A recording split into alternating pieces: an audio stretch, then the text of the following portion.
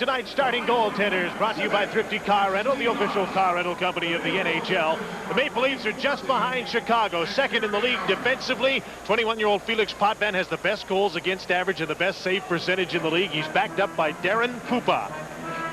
Bob Essenza is arbitrarily one of the highest paid goalies in the league. He's also one of the best with a 30-win season for the first time. He's a 28-year-old from Toronto and is backed up by Jim Rivnak. The referee for this game is Bill McCreary. Mike Speak and Swede Knox are the linesmen. Wayne Forsey and Barry Allen are the video goal judges. And this game from the Winnipeg Arena is underway. Thomas Steen starts with Darren Shannon and Luciano Borsato up front for Winnipeg. The team coached by John Paddock. Doug Gilmour is out with Steen shadowing him on the first shift. Borshevsky and Andrechuk are the wingers, and there's an icing call against Toronto. What if that's a sign of things to come? Steen was just stuck to Gilmour like glue. Well, we were wondering this morning whether John Paddock would go head-to-head, putting Solani's line out there against Gilmour's line, but he knew that his option would be to put the checking line that Steen has got with him out there right now. But the main thing is that up against Gilmour, you're going to see Teppo Numminen on defense out there against Gilmour. He plays defense with number 3, Sergei Boughton. Gilmour won the draw to Todd Gill, number 23. His partner is Jamie McCowan on defense, and McCowan now has the puck. Bumps it ahead to Gilmour, and he starts out 3-on-2. In on Boughton. Nice moves. Gilmour shoots, and he just missed. Good early rush by Doug Gilmour. Andrechuk keeps the puck in, and then it's flipped over the glass by Teppo Numminen.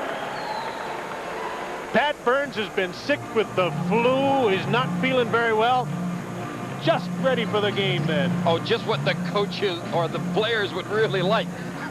This guy isn't in a great mood when he's feeling well. Now he's really got his game face on, and he's got it on more so because the Leafs really haven't played that well in this last week. When you take a look at their loss in Philadelphia, then go back the night before, they won a big game, no question about it. 1-0 against New Jersey, but Pat Burns knows they didn't play their best hockey, and of course he wasn't pleased with their 5-5 tie against LA. Teemu Selanne is on the ice for the first time with Keith Tkachuk and Alex Zamnov, and Pat Burns is able to counter with Peter Zezel, who's just back after missing 5 games with a shoulder injury. Glenn Anderson and Bill Berger on this line. Bob Rouse from the point takes the shot, and Essenza makes the save. Selanne and Berg to the boards. Zezel's there as well. Glenn Anderson gets the puck and keeps it in on the inboards. Igor Ulanov, number 5, up the boards to Tkachuk. Gave it away to Anderson. Zezel goes to the front of the net. Zamnov is back to collect the puck, number 10. Here's Phil Housley. He, Zamnov, and Selanne are always on the ice together. Zamnov breaks away in the zone. Stopped by Potvin. Here's Zamnov again. Turns to the net. Stopped again by Potvin, and he holds on. And now in a wrestling match, Keith Tkachuk and Bob Rouse. What a shift for Zamnov. Teemu Selanne, who? Zamnov stole the show on that shift. What great moves this guy has got. Everyone knows he's a tremendously skilled player who's only going to get better by the sounds of it. Watch this move right here. Potvin didn't lose his concentration. He stood right up, then went down into the butterfly, and had to do it again. Felix is into the game early. As the play came up the ice, the pass went Housley, Selanne, and Zamnov. Those 3 are always on the ice together, so if you're a team that decides to check Selanne and pay too much attention to him, the other 2 get extra room. Zamnov and Housley both love to skate, and they both like open ice, so the more that you concentrate on Teemu Selanne, the more that this player and Phil Housley enjoy it. At 113. 113, Tkachuk and Roust for roughing. And so the teams will play 5 aside, and there's a little extra room for Alex Zamnov and Teemu Selanne to skate, but Doug Gilmour and Nikolai Borshevsky get that room as well. Phil Housley checked by Gilmour, and there's a delayed offside that stops play. Lots of talk around here the last couple of days that Teemu Selanne's tremendous pressure he's had off the ice. This has been a remarkable rookie season that this man has had. 74 goals, 20 in the month of March. He's tied with McGillney, who is idle tonight and can take the lead overall in the NHL. A remarkable first season for the Finn. He is busy off the ice. Part of the problem, Gary, is he'll never say no to requests for his time. Yeah, even if you want to go stay at his house, he'll let you go stay at his house. Everyone from Finland that comes across to cover him in the media or come over to visit, well, they've always got a place to stay with Teemu Selanne. What a hospitable guy. Hey, it's the Finnish embassy here in Winnipeg. Gills rubbed out on the boards by Teppo Numminen. Doug Gilmour lost the puck to Selanne and then got it back. Here's Gilmour turning away from Selanne at center. Now he goes rink wide to Nikolai Borshevsky, number 16. He has the puck swept off his stick at the blue line. Kept in by Borshevsky. Gilmour to Borshevsky. The pass was behind him. Jamie McCowan lost control of the blue line, and the puck comes out to center. Minute to go, and a coincident minor penalties to Rouse and Kachuk. Here's Borshevsky. Checked by Teppo Numminen. And Selanne, who's had a long shift, but he can handle that, skates the puck to center. Phil Housley lost control. Mike Krushelnyski takes a sharp-angled shot, and Essensa made the save. They're playing 5 aside, and Selanne hadn't left the ice until now through that whole sequence. And Bob Essensa gets a little bit of work.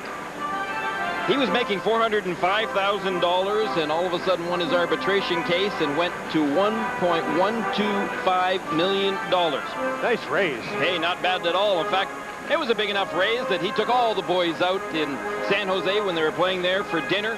He phoned his wife at home, and she was apparently crying with joy. Huey, I think we'd all cry with joy if we all of a sudden got a raise like that. Not only that, it's retroactive. They've got to pay him interest, I think. About $650,000 check. Great Berehowski's shot, and Essensa earned a few bucks by making a nice save and a hard shot by Berehowski. Half a minute to go in a coincidental minor penalties, and there's an offside call. Not 3 minutes in, no score in the game. Mike Foligno has the flu, so he's a scratch. Ellett could be back this weekend. Bob McGill is out with a jaw injury.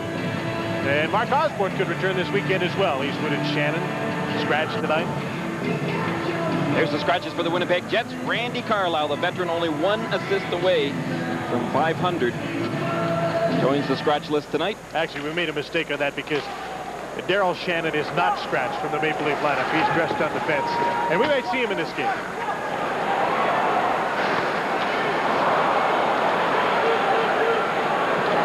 Here's Mike Krushelnyski outside on Freddie Olesen. Krushelnyski working with Dave McElwain. Sergei Boughton there, so is Olesen. McElwain from behind the net, checked by Olesen, and knocked down on the play. Boughton to Olesen.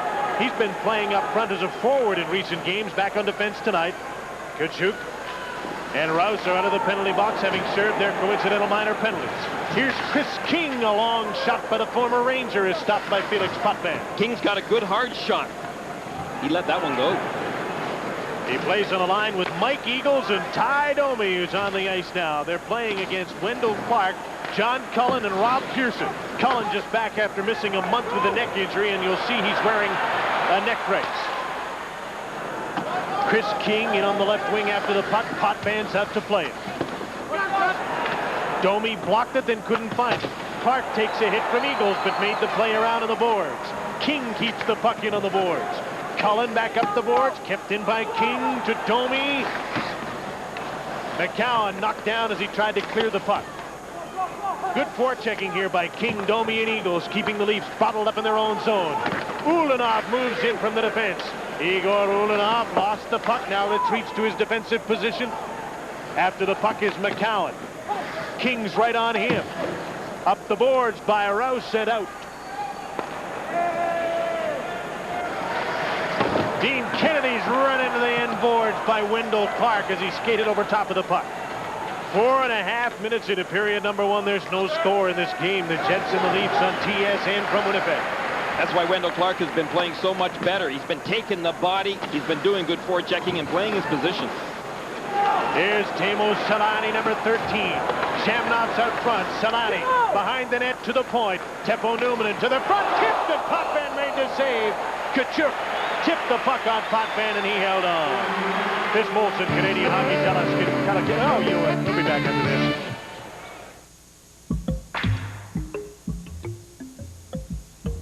It's uniquely refreshing. It's naturally clear. It has no artificial color, no artificial flavors, and no caffeine. What is it? 7-Up. The original clear beverage. Nothing could be more refreshing. The higher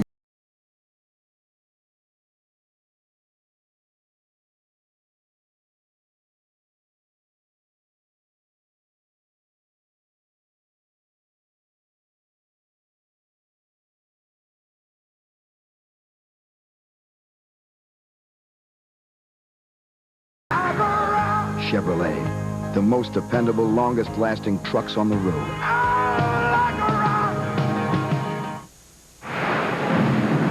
With Gary Green, this is Jim Houston back at the Winnipeg Arena. Hey, yeah, I'm supposed to welcome you back here tonight. You were gone for a game. I didn't notice it, but they tell me that you were gone last game. How quickly they forget.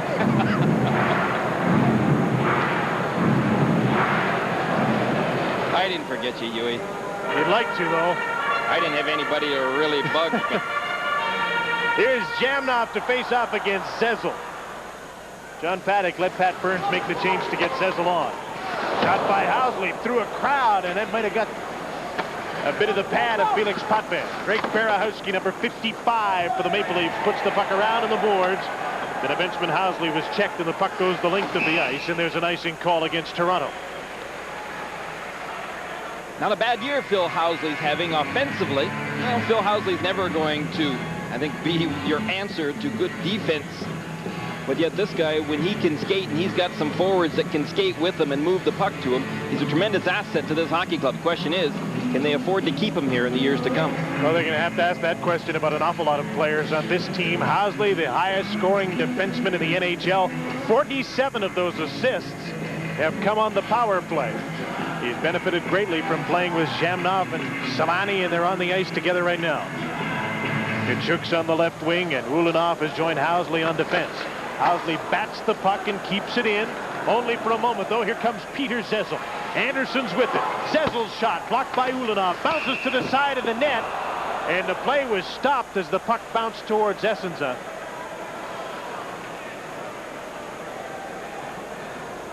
Essenza came out of his net to jump on the puck. Is that why they stopped the play? I think so. Pat Burns, Jim, has got a pretty tough choice to make on a regular basis now. He's got really 5 qualified center icemen, and who do you scratch or who do you move across to a wing? Peter Zezel's back. He can win faceoffs for them, and he can check.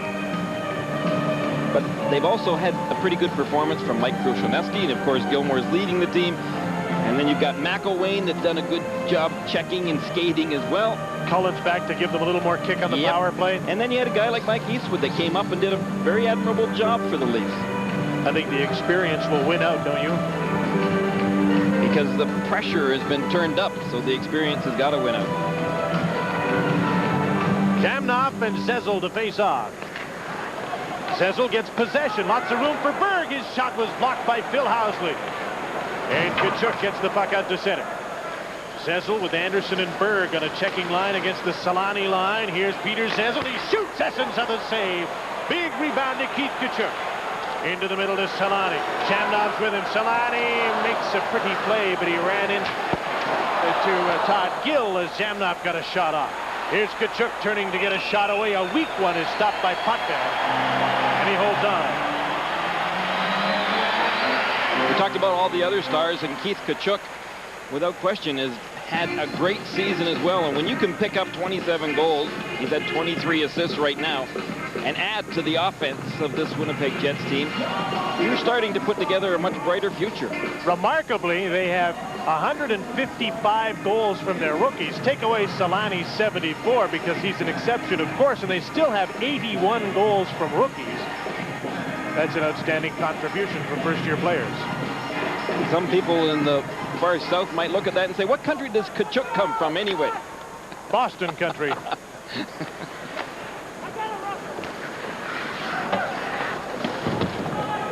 Nikolai Borshevsky coming out of his own zone. As Gilmore with him, Dave Andrechuk on the left wing. Gilmore moving in. Can't get a shot away. He's tied up by Sergei Boutin. Out at center, here's Thomas Steen, who's out to play against Gilmore again. Spins around. He has Darren Shannon, Darrell's younger brother, with him. The third member of this line is Luciano Borsato. Jets have a luxury they haven't had for a while, and that's if they want to play Steen, a good offensive player, as a checking center. They still have some offense on other lines. In front, Boutin's shot is just wide of the net. Borsato keeps the puck in. Steen behind the net. Had the puck taken away by Doug Gilmore. He'll skate to center with Borshevsky. Drop pass to Borshevsky to Gilmore. Andrechuk shoots, and the shot was blocked by Borsato coming back. Borshevsky with Gill in front. The pass kicked up, and Gill couldn't get the shot away. It was in his skates. 7 minutes into the first period, no score. The Leafs and the Jets from Winnipeg. Todd Gill chased by Gene Davidoff.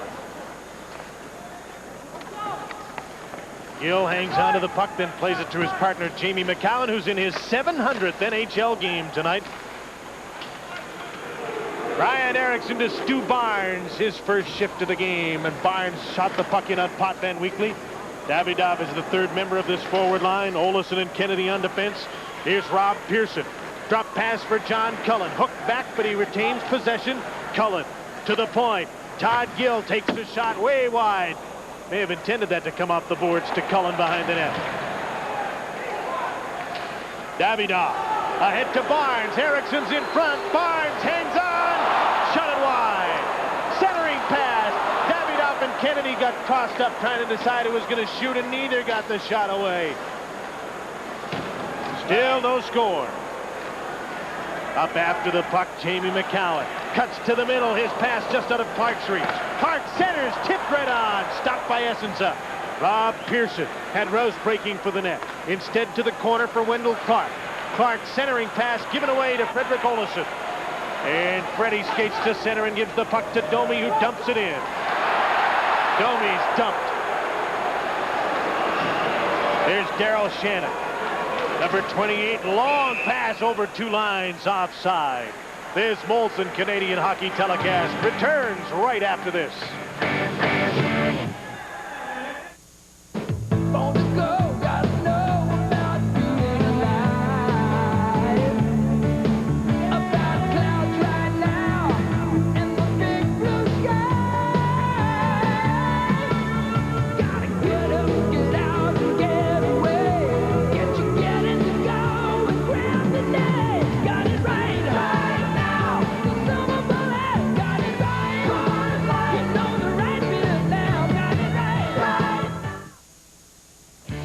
Chicago and Detroit tied for top spot in the North. Both teams in action tonight. The Blackhawks on the island. It's 1-1 there playing in the second period.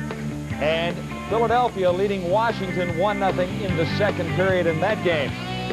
San Jose and Los Angeles, a 10:40 start. That'll come up later tonight. We'll keep an eye on that as they get underway there. Right now, let's get back to Winnipeg, where Stu Barnes is the latest Jet to have a good chance around the Maple Leaf net. Well, he'd watched Alexei Zhamnov before make a backhand move on Potvin, and it hadn't worked, but he thought he might try it one more time. And didn't work again. Felix Potvin going down, but yet keeping that skate right up against the post with his pad down on the ice. Bouncing puck, and Barnes had a little trouble making it sit down. Eagles, Domi, and King. And here's Eagles pushing and shoving with the bomber, Ken Baumgartner. He's playing with Dave McElwain and Mike Kushelniski on a Maple Leaf forward unit. Lots of bruisers, hard checkers on the ice now. And Domi almost went through the inboards, trying to flatten Sylvain Lefebvre. Ty Domi to center. Dumped back in by Drake Berehowski. Domi gets it again. He's checked by Baumgartner. Berehowski gains the blue line with the puck. Freddie Olesen's back. Baumgartner into forecheck. Mike Eagles watched by Dave McElwain, whose career began here in Winnipeg. Here's Baumgartner with some room, no one to pass to. Olesen's back to check it. They've lost the puck. Dean Kennedy's back to find it. Chris King can't clear the puck. Krushelnyski's shot deflected in front by Olsen. Loose puck, and Essenza hangs on with McElwain right there. Here's King pushing with Baumgartner. And of course, Ty comes over to see what's going on with the Bomber. Yeah, Ty and the Bomber are pretty good pals, aren't they?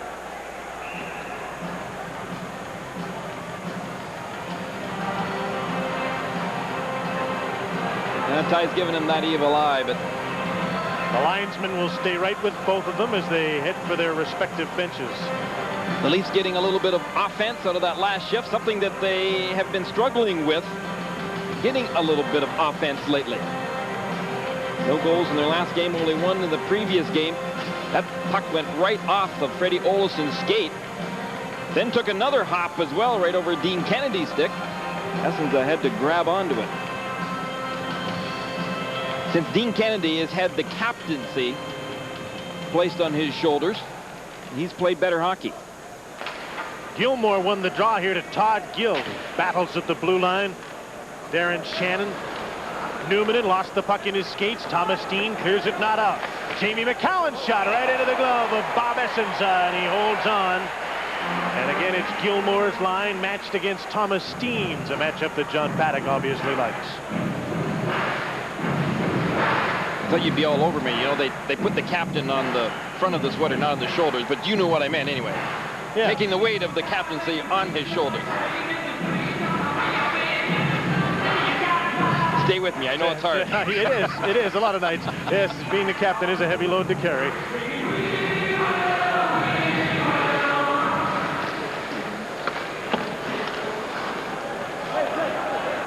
Nikolai Borshevsky for the Leafs, in behind the net to Dave Andrechuk. Gilmore's out front. Andrechuk comes out himself. His shot was blocked by Sergei Boutin. And Luciano Borsato comes up with the puck. Borsato, number 38, dumps the puck into Darren Shannon's corner. Andrechuk flips the puck in the air out through center. Teppo Newman is there, and he dumps the puck back into the Leaf zone. Here's Doug Gilmour turning in his own zone, made a move but couldn't get away from Steen. Nikolai Borshevsky picks up the puck. Borshevsky tried to dump it in. Second effort gets it in on goal.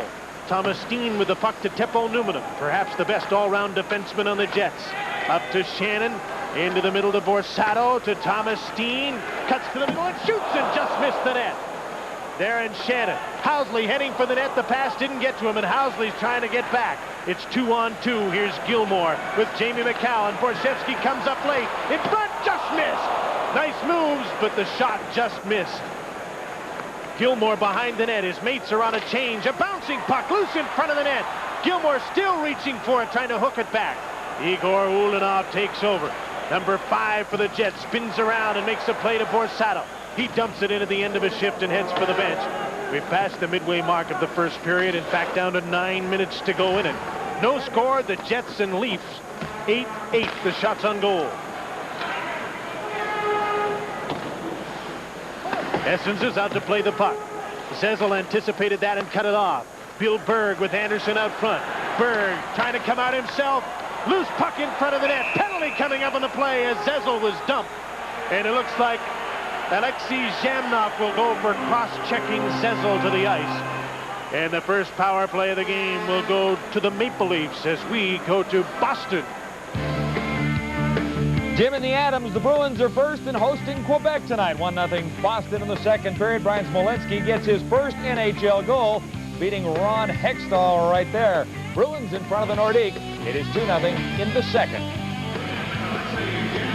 The amazing thing about the Bruins, they plug a new player into the lineup like Smolinski, gets 3 assists in his last game and a goal tonight. That always happens to them. They're an amazing team. You put on that sweater and you're expected to take off. Speaking of taking off, that's exactly where Alexei Zhamnov was taking off to, is the penalty box for that cross-check that he just placed on Peter Zezel, who he felt was getting in Bob Essence's way. Now on the power play, a power play, as you see, that ranks 7th in the league. The Maple Leafs welcome back John Cullen. After being out for a month. The Leafs have got great specialty teams, great defensively. Just need to work on improving their overall offense. What a year they've had. Andrechuk and Gilmore are at the end of a shift, and Gilmore is still out there playing defense with Todd Gill. Anderson, Pearson, and Cullen up front in his power play unit.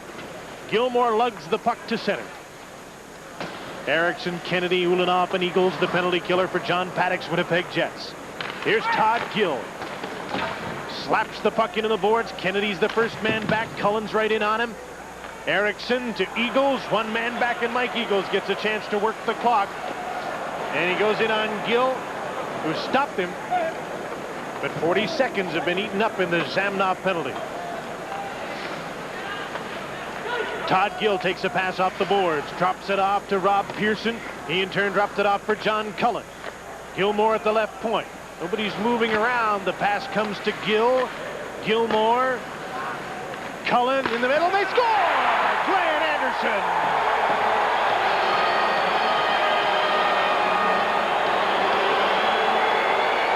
Welcome back, John Cullen. 1-0 Toronto. John Cullen's a smart offensive hockey player. He sees the whole ice, and he sure saw Glenn Anderson right here. Pretty easy to see. The box opened up for the Jets, and Cullen put that pass right underneath of Dean Kennedy's stick. Watch this. Pass went back right across to Glenn Anderson, who wasted no time in firing that shot. 21st of the season for Anderson at 12:29. It'll be from Cullen and Gilmore. Toronto goal, his 21st. And it's 1-0 Toronto. Glenn Anderson. The assist number 16, Nikolai Washevsky, and number 93, Doug Gilmore. Time the goal of 12 minutes, 29 seconds. Here's Sylvain Lefebvre for Toronto. Out at center, Zezel is there hounding Housley. Solani's on the ice with Zamnov and Kachuk. Here's Bill Bird to Peter Zezel. Zezel the checking center on Zamnov tonight. And Paddock is allowing that matchup to happen so far. Teemu Solani. On the boards to Kachuk. His pass was almost intercepted by Anderson. Zamnov. Pass to Solani. Kachuk moves up and takes a pass from him, but they're turned back at the blue line where the Leafs were lined up. Bill Housley. His pass to Zamnov to Kachuk in the middle. Gains the blue line with Zamnov. Kachuk goes for the net. Zamnov trying to get away from Sylvain Lefebvre, and he can't do it with the puck, at least inside the blue line. Zamnov's pass. Seem to like to do that, don't they? Breakaway pass to the blue line. Solani couldn't get away this time. Sylvain Lefebvre's long shot didn't miss by much. And the puck bounced to Sergei Boutin. Here's Davidov. Barnes shoots and scores!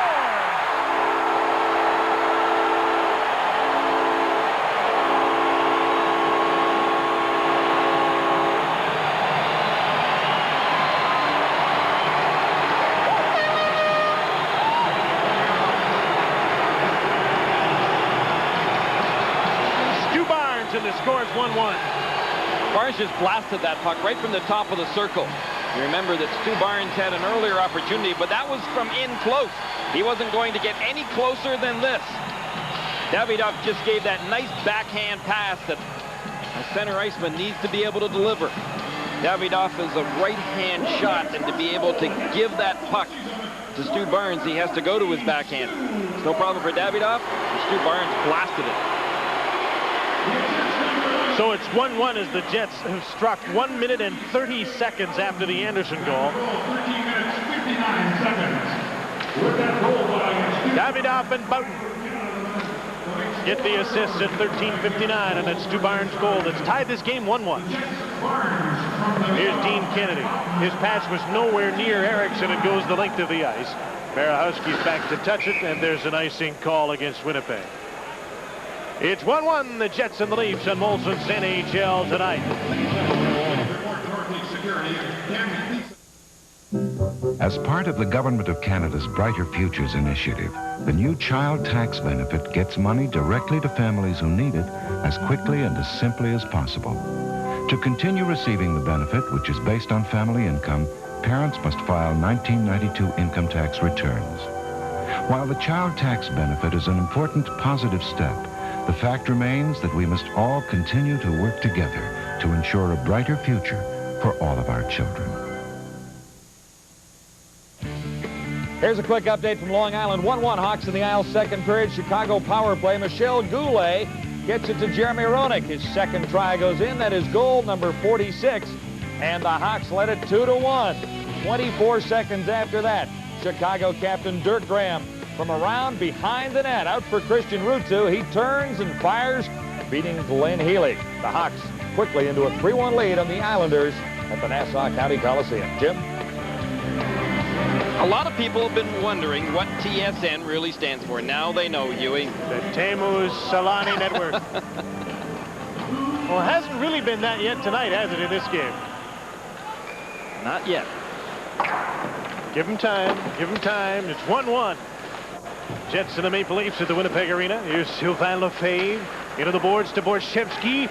Gilmore centering pass nowhere near Andreychuk. I believe it was tipped. Bob Rouse dumps the puck in. Again, Steen paying extra close attention to Doug Gilmore.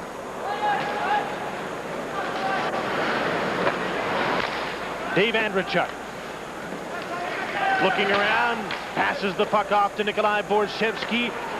He's checked by Boughton, can't set it.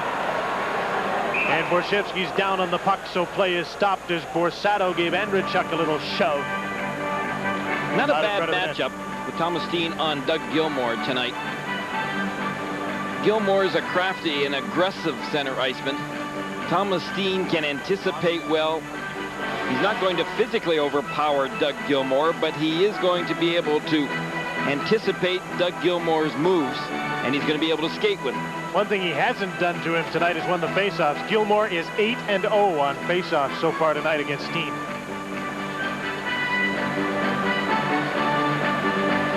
How will the Leafs do in playoffs? Well, how will Doug Gilmore do? How will Doug Gilmore do, and how will Felix Potvin do?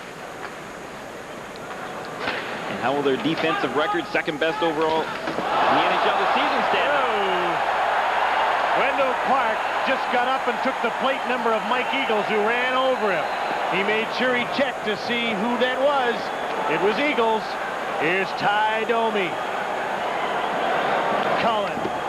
Hit by King, up the boards. Ulanov can't hold the puck in. And really got the fans going here. Big hit. Eagles on Clark. Eagles pretty good at that, too.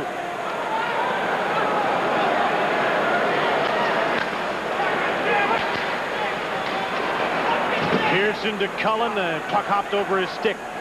Cullen, just back after being out for a month, is taking very short shifts. Eagles checked now by Pearson, and he's down on top of the puck. And Pearson gives him a little shove. Okay, be quiet, because we got to get back to this hit again. Oh, okay. We got to see that again, and maybe again and again. Come on, Glenn. Knock it off. We want to go back and see the hit. We talked about how well the Leafs will do in playoffs. Maybe we forgot one key ingredient. Head down. Oh, man. Whoa. Being able to withstand body checks like that. Wendell Clark can withstand them, though. We're going to see it one more time. What a hit. Oof. A lot of players wouldn't have got up after that, and Wendell Clark had difficulties in getting up and staying up.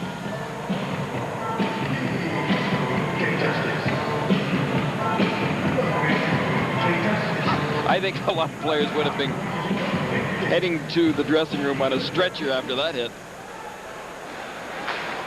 There's a shot from the point, a screen shot by Lefebvre that whistled just wide of the net. Teemu Selanne, his pass to Housley, up on the right wing. Phil cuts for the net. And the puck hit the side of the goal, then bounced in behind it. Keith Tkachuk. Selanne's in front. Ulanov shot side of the net, knocked off the post by Selanne, who has an uncanny knack of finding the puck, even in a crowd. Ulanov to Housley, off the boards to Selanne. Ulanov His pass to Tkachuk, and he put himself offside. 3:27 to go first period. 1-1 the Jets and the Leafs on the NHL tonight.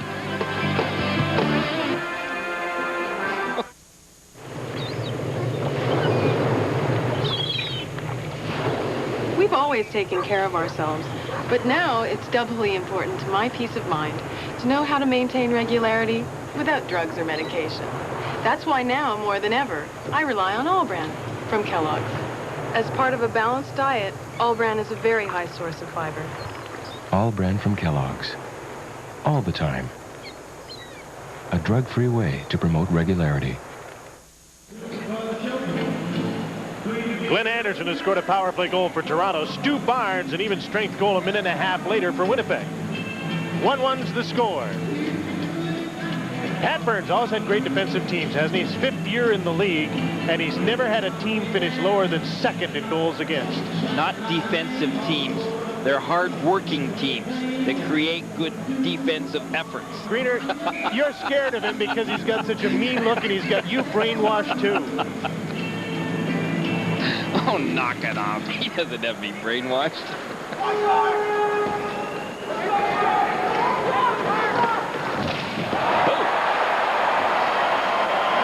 That was Davidoff on McCown rattling the boards. Might have sounded better than it was.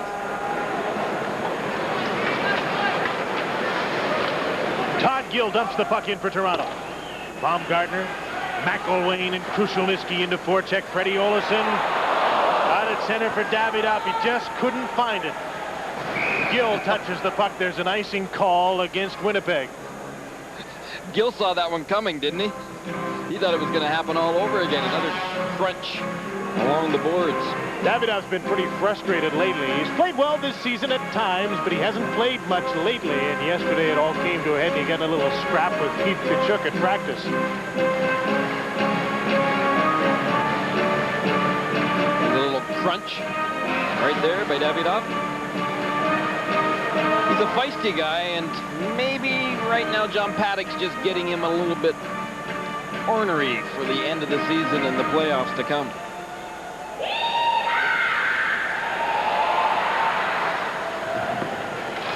Krushelnyski works on the boards against Olesen. Got the puck to Baumgartner. Stu Barnes at the side of the net. Ahead for Eagles, and he worked against McCown and got the puck out to center. Todd Gill with Barnes into checking. Out of center, Baumgartner dumps the puck in. Kennedy touches it. It's icing against Toronto. We have another update from Boston. What's up there, John? Bruins are having a great night, leading 2-0 as we pick it up here. Tim Sweeney is up playing in the NHL this evening. Back to Ray Bourque from just inside the line. Bourque gets his 19th, beating Ron Hextall, and the Bruins have a 3-0 lead on the Quebec. We're at the second intermission now. Boston Bruins also have 2 games left to play against Ottawa, too. Their situation in first place in that division looks pretty good right now.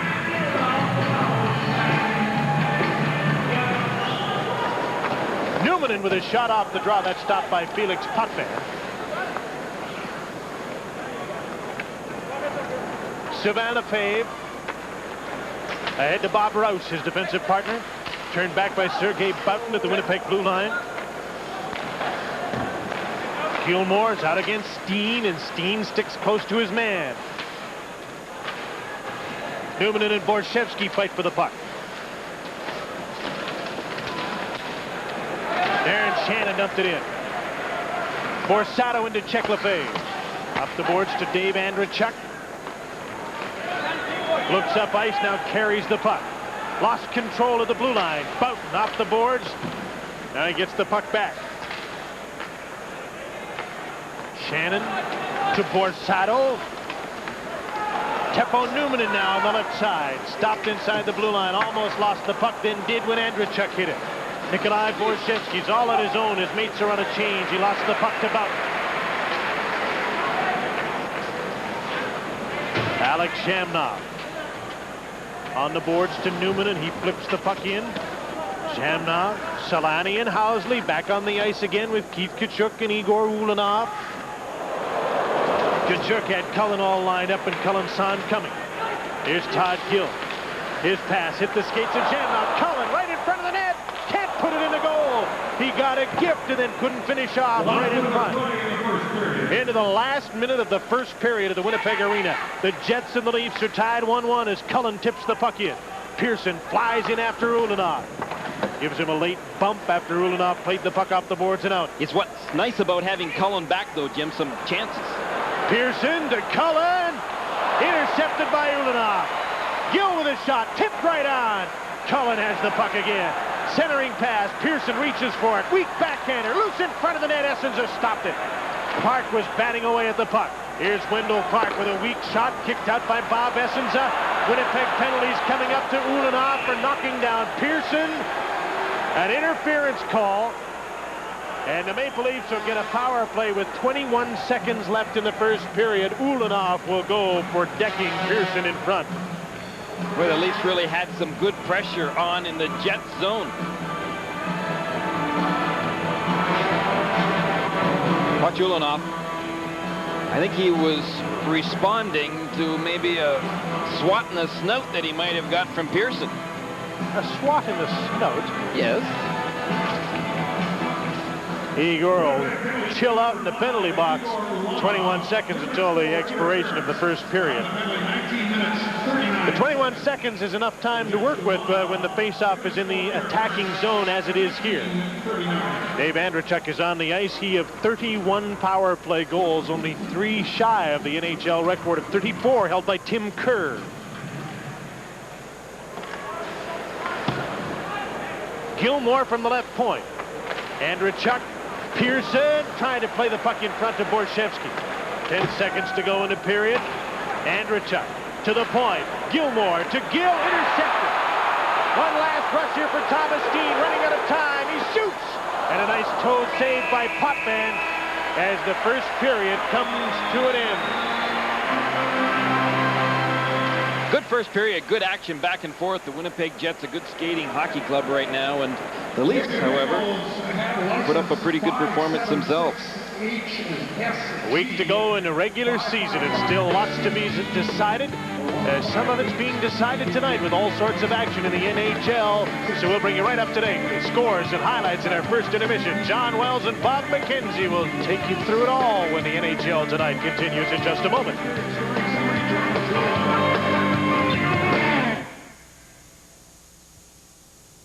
Right now, McDonald's is making something special for you every month.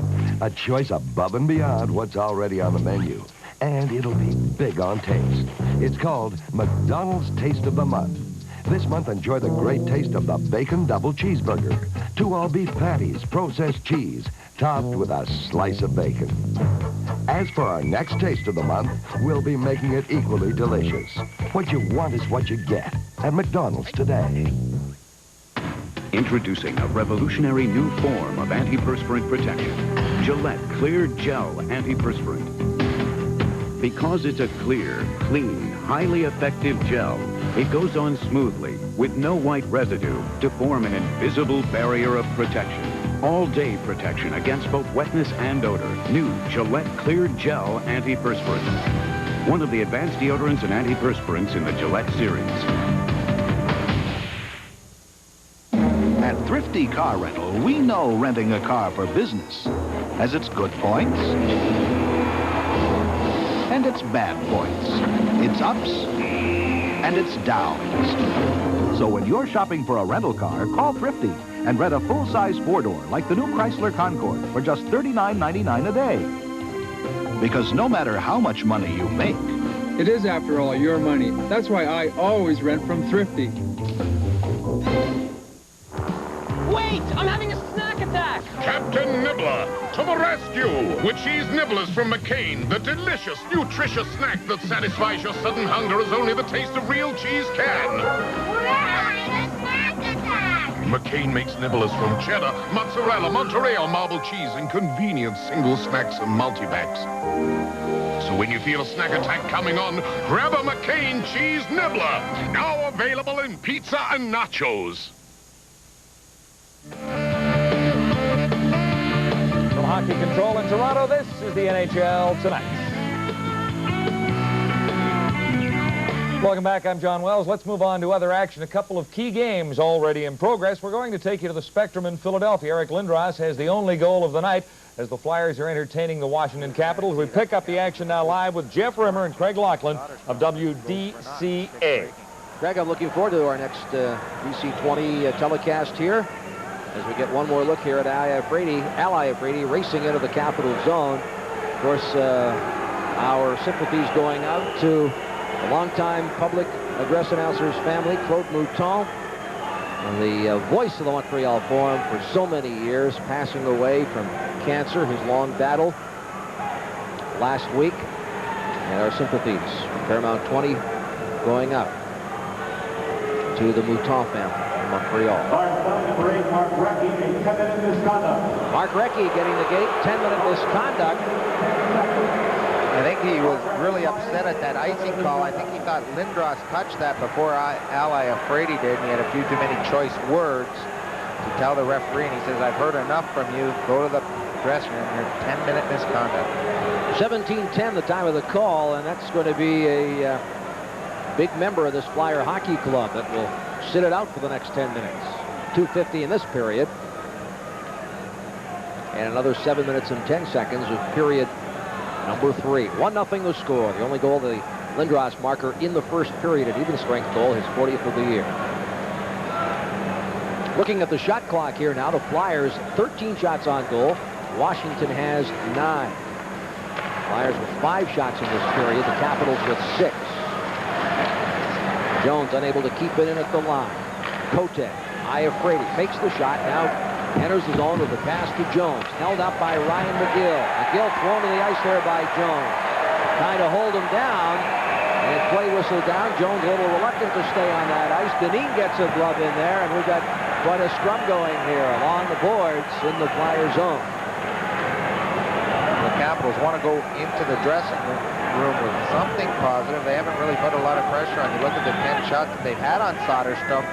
They've got to build on something, and maybe this toughness and a scrum along the boards is going to do it. There's Jones being taken out by Ryan McGill, young defenseman on this Flyer blue line, and then Eklund comes in along with Terry Kartner, Alan May, Kevin Dineen. Scrum forms.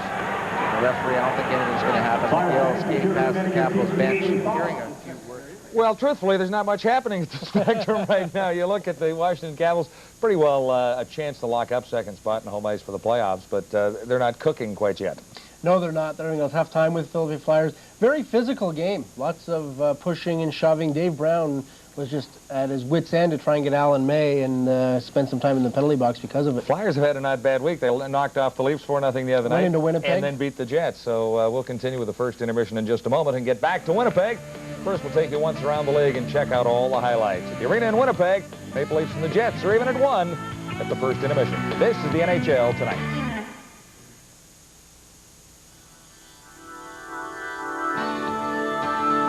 There are differing opinions on what it means to be Canadian. But the classic definition is as follows. To be Canadian, you must be clean, cold, and crisp.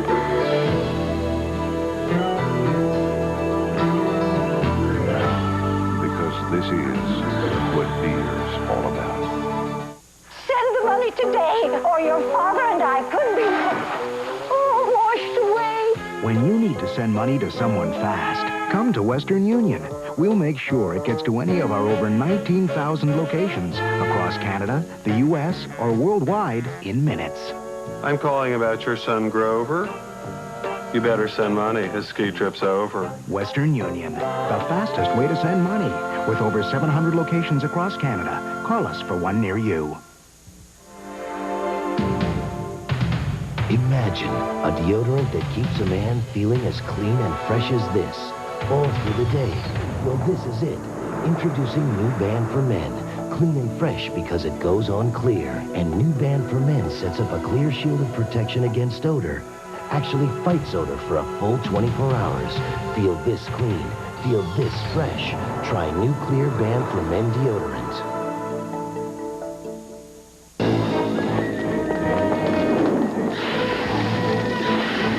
For For some allergy sufferers, there's no escaping the itchy, watery, puffy eyes, the sneezing, the runny nose.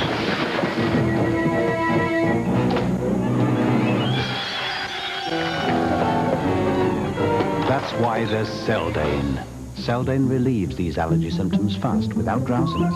Ask your pharmacist for Seldane, because it's Seldane time again. Welcome back. I'm John Wells, and let me get you caught up on all the other games in the NHL tonight. First to Long Island, Hawks and the Islanders doing battle there. An important game for both teams. Jeremy Roenick involved in a tough one. Down 1-0 to the Isles, but Chicago ties the score as Roenick finds Jocelyn Lemieux parked at the side of the net. He beats Glenn Healy. It is 1-1 at that stage. The Hawks pull ahead as Roenick cashes in with his 46th goal of the season. Roenick making it 2-1 Chicago. Then, just 24 seconds later, Christian Ruutu puts Chicago up by 2. 3-1 Hawks. That's the score after 2 on Long Island. Islanders are pretty much a finesse team having a tough time tonight with the physical approach. The Chicago Blackhawks.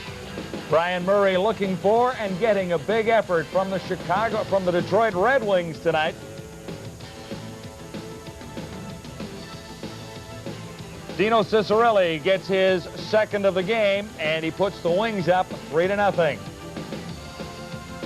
Here's Paul Eisbarts putting the Wings up 4-0 as he beats J.C. Bergeron.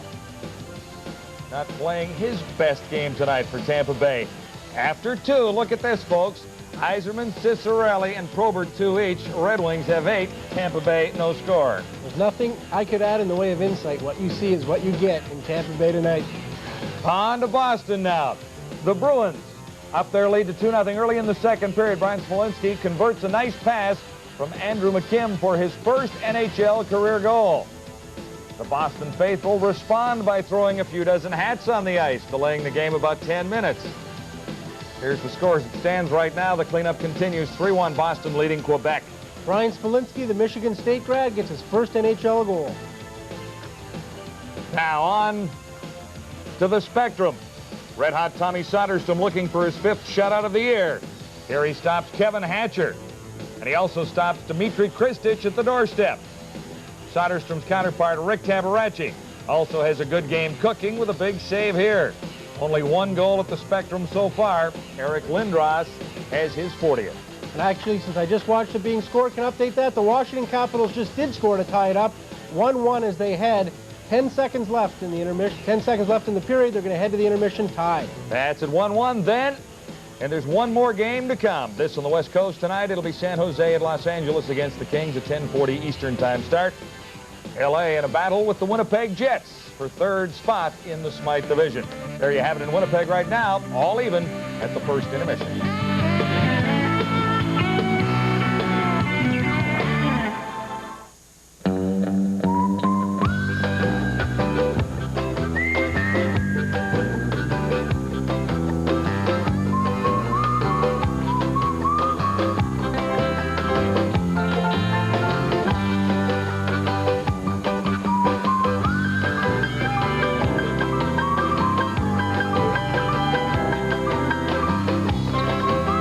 Call 1-800-528-1234 or your travel agent. Your best bet is a Best Western.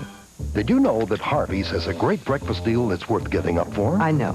It's our home-style breakfast special for just $2.99. I know. We'll give you 2 eggs any way you want. Your choice of crisp bacon or sausage. I know. Golden home fries, toasted French bread, freshly brewed coffee, plus a Del Monte juice cooler. And now, for a limited time, Harvey's let you have it all for just $2.99. I know. Now, that's worth getting up for. We know! Every day, you do something terrible to your car's engine. That's right. 70 to 80% of engine wear occurs at startup, when oil's in the pan, not in the engine. And bare metal parts grind together. Slick 50 provides long-term wear protection that stays in your engine, even when you change your oil. So next time you do this, remember, Slick 50, the engine wear protector, because starting your engine is a terrible thing to do. The Black & Decker Workmate.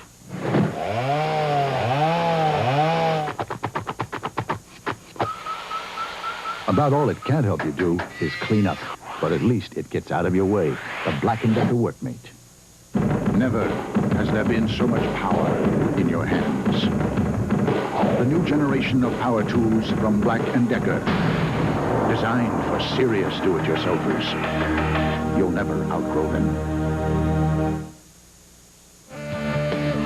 Be with us Sunday, 7 o'clock Eastern, as we follow the Maple Leafs into Hartford against the Whalers. Join us for that one, 7 o'clock, Toronto at Hartford. We'll continue with our first intermission with a couple of facts that no one knew until this very moment. In Philadelphia, they have trotted out an old tape, apparently, and had Kate sing the national anthem, even though they're not in any kind of a run for the playoffs. No, and the record with Kate Smith on tape like that, 36-3-1. So Washington Capitals, beware. Yeah, and it's 1-0 already for the Philly Flyers, leading the Washington Capitals. Eric Lindros has the goal there. We're going to talk about the Bruins should have learned by now that you never have a hat night in hockey, because when Franz Smolinski scored his first ever NHL goal, they flooded the ice with hats. Could have been worse. They could have had hand grenade night, and they didn't. So. All right. Second period just ahead from the arena in Winnipeg, where it is all even. The Maple Leafs and the Jets tied at 1. And this is the NHL tonight.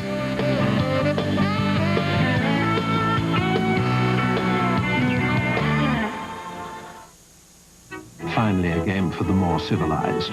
It's Pepsi's Power Play Hockey Contest. Simply look under these smartly designed caps of Pepsi and 7-Up beverages and acquire letters to spell shoot, save, or score. You could win one of 10 smashing two-door Ford Explorer Sports, a big screen television, or one of millions of instant win prizes. Pepsi's Power Play Hockey Contest. A game for the refined intellect. Play Lucky Puck at any Hasty Market. Just scratch the Lucky Puck and you could win $5, $25, or $100. Keep scratching and you could win a Texas Instruments 64K electronic organizer. And to complete the hat trick, you could win one of 6 trips for 2 to Florida, courtesy of Canadian Holidays, a world of vacations. To play, stop by any Hasty Market and pick up your free Lucky Puck ticket and start scratching. Look for these participating products. Hasty Market, much more than a convenience store. To prove there's a Wilson Ultra Ball for every type of game, we've asked John Daly to play every type of game. As you can see, the Ultra Distance Ball is perfect for power hitters, while the Ultra Competition Ball combines distance and control. And for those finesse games, the Ultra Tour Ballata. I got next game. Ultra by Wilson, a different type of ball for every type of game.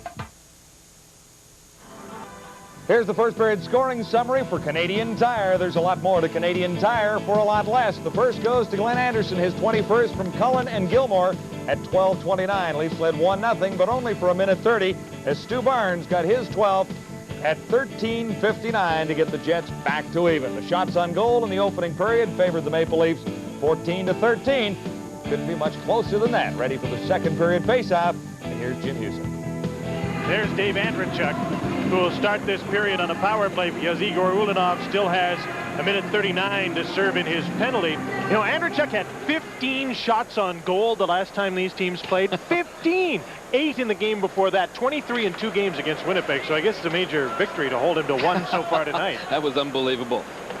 A lot of hockey teams don't get 15 shots in a whole game some nights. Apparently in Tampa, that's the case tonight. A tilted rink. Here's Todd Gill on the power play for Toronto. Andreychuk's shot. There's his second of the game. Stopped by Essenza. Cullen behind the net. To the point for Gilmore. It gets to him in the air. He's able to keep the puck in for Toronto. Gilmore again moves in on the left side. Passes it off. Andreychuk's shot blocked by Boughton, who fell down, and he has the puck hooked up in his equipment. I think it's in his glove. Boughton and Teppo Numminen have been a pretty reliable pair for John Paddock, who has a great deal of confidence in putting these two guys out on the ice together, knowing that they're skillful defensively and that when you team them up, that you can play them against the other team's best. Boughton slid across and took that pass away from Dave Andreychuk. Gilmore's been outstanding on the draw tonight. Cullen hustled in, but the Jets still get possession of this one. 8 wins and a loss on faceoffs in the first period for Doug Gilmore tonight. Didn't lose in the attacking zone. He lost for the first time there to Steen. Andrechuk behind the net. The puck comes to Todd Gill on the right point. Half a minute to go, and a penalty to Ulanov. Cullen to Andrechuk. Poke check by Thomas Steen, who clears the puck by Gilmore down the ice. There's another one of those pretty good examples of Steen's abilities to anticipate. He's just a smart hockey player. Cullen's pass was intercepted by Dean Kennedy. And the Maple Leafs are sent back into their own zone with 12 seconds to go in the penalty to Ulanov.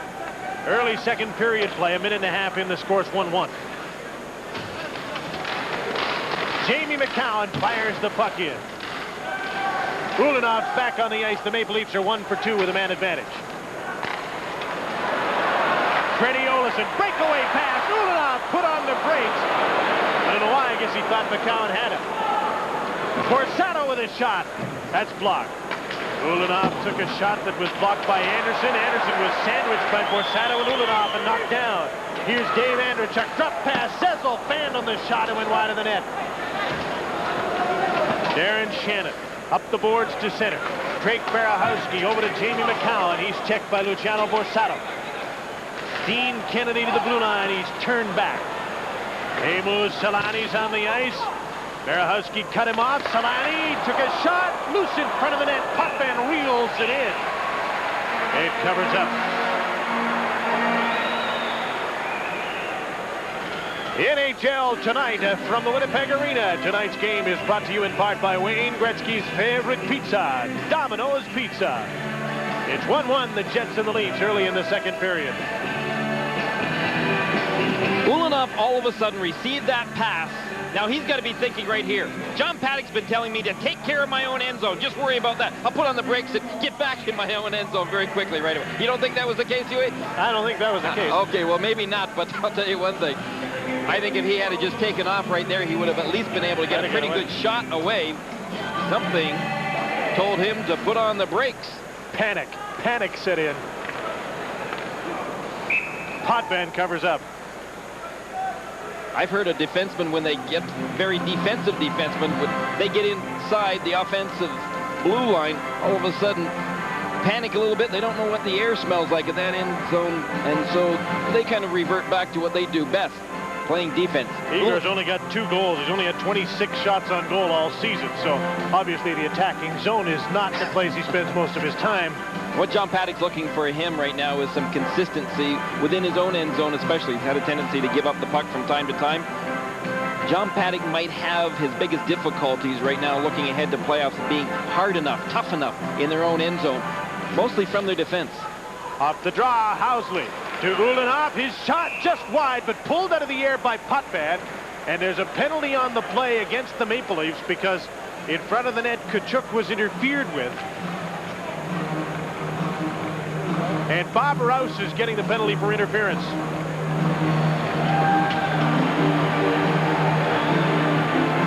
This will be the first power play of the night for the Winnipeg Jets.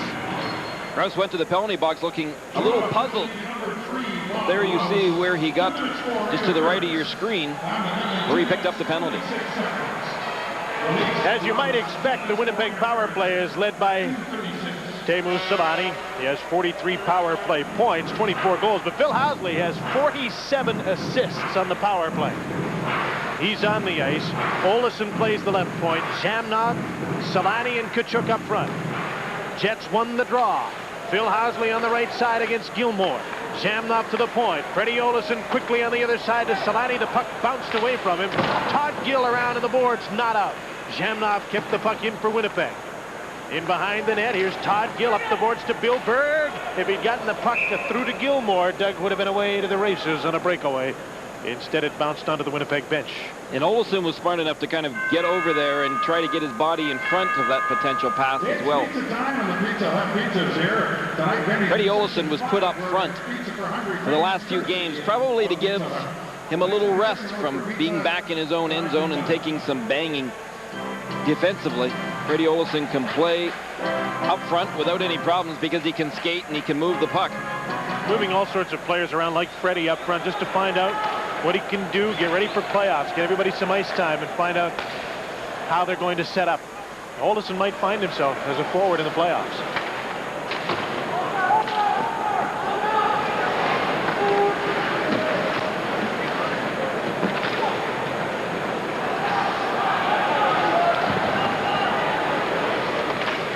Tkachuk tried to play the puck to Solani. Gilmore takes over and moves out of his own zone shorthanded. Minute to go in the penalty to Bobros for interference. 3.5 minutes into the second period in a 1-1 tie. Here's Alexei Zhamnov dumping the puck in. Drake Barahowski's the first man back. And he sends the puck to center. Phil Housley. Frederick Olesen. His pass gets through to Darren Shannon, looking for Solani. He plays the puck off the glass to Zhamnov. Zhamnov to the point. Olesen with room. Shoots. Great save by Puckman. Solani in the corner with Zhamnov. Worked over by Barahowski. Mike Krushelnyski comes up with a puck. Half a minute to go in the penalty. Shannon was run into the boards by Krushelnyski. Might be one last rush on this power play for the Jets. Olesen leads it.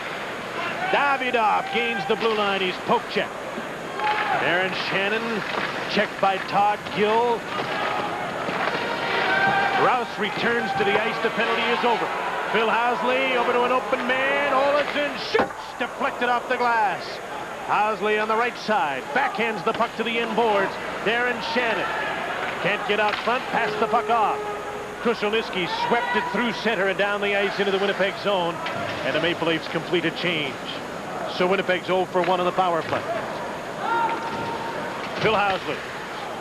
His pass. Steen couldn't control it. Davidov intercepted a clearing attempt. Then he's checked by Andrechuk coming back in his own zone. Todd Gill steps up and collects the puck. Leads a 3-on-2 rush. Gilmore from Borshevsky. Spins around, looks around, plays the puck across, and Davidov intercepted. Davidov to Chris King, hooked back by Gilmore. Gilmore just reeled in Chris King, didn't he?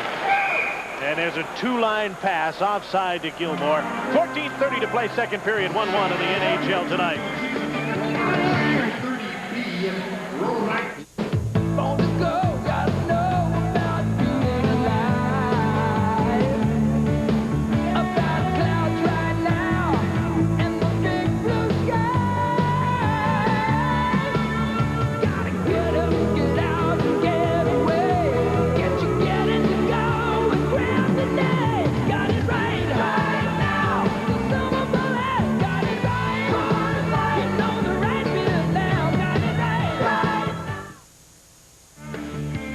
Here's a quick update from Tampa Bay. 8-0. The Red Wings leading the Lightning after 2. Not much to cheer about for the Lightning, but Brian Bradley does come up with his 40th goal to make it 8-1. Only 4 players have scored more than 40 goals for an expansion team. Brian Bradley is on the list now. He has his 40th. Back to Winnipeg. Well, we see that Doug Gilmore and Teemu Solani are clearly leaders on their teams, and their teams don't fare very well when they don't have a good night. Those are the type of stats players and their agents would like to take to arbitration. These two will get big money without going to arbitration.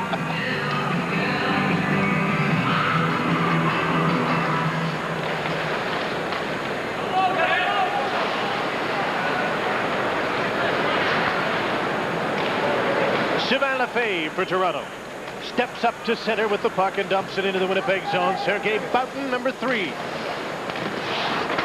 Taken away by Borshevsky. Centering pass. Andrechuk in front. Bumped his man off the puck but couldn't get the shot away. Gilmore was spun around. Borshevsky turns. Fires to the inboards out of the reach of Andrechuk. Gilmore gets loose. Trying to get away from Steen and Shannon. Rouse from the point. Tipped. His shot was tipped by Andrechuk. And Esses got a piece of it. Nikolai Borshevsky into the slot. Weak shot is blocked. There's a Maple Leaf penalty, no, a Winnipeg penalty coming up against Thomas Steen for tripping. And Toronto will get its 3rd power play of the night. As Steen goes off, Toronto's 1 for 2 with a man advantage. Watch the right side of your screen. Cullen goes down. Steen's the guilty man. Winnipeg penalty to number 25, Thomas Steen. 2 minutes for tripping. 6:13, the time of the penalty to Steen. Power play for Toronto. That's one time Steen didn't anticipate too well. When Cullen went by him, he needed to pick up the stride, not pick up his stick. So with Gilmore's line on the ice when the infraction took place, it means the second power play unit will have to start. There's another reason it's good for the Leafs to have John Cullen back, to come out and center Pearson and Anderson to start this power play. Berahusky and Gill, the point men. Eagles almost got that stick right up in Cullen's face. They're both ushered away from the face-off circle.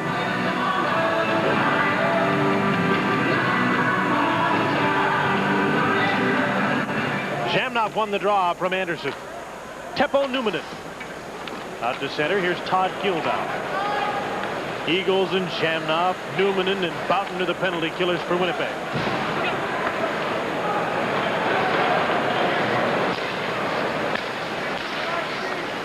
Cullen's pass behind Anderson. John's timing just isn't what it should be.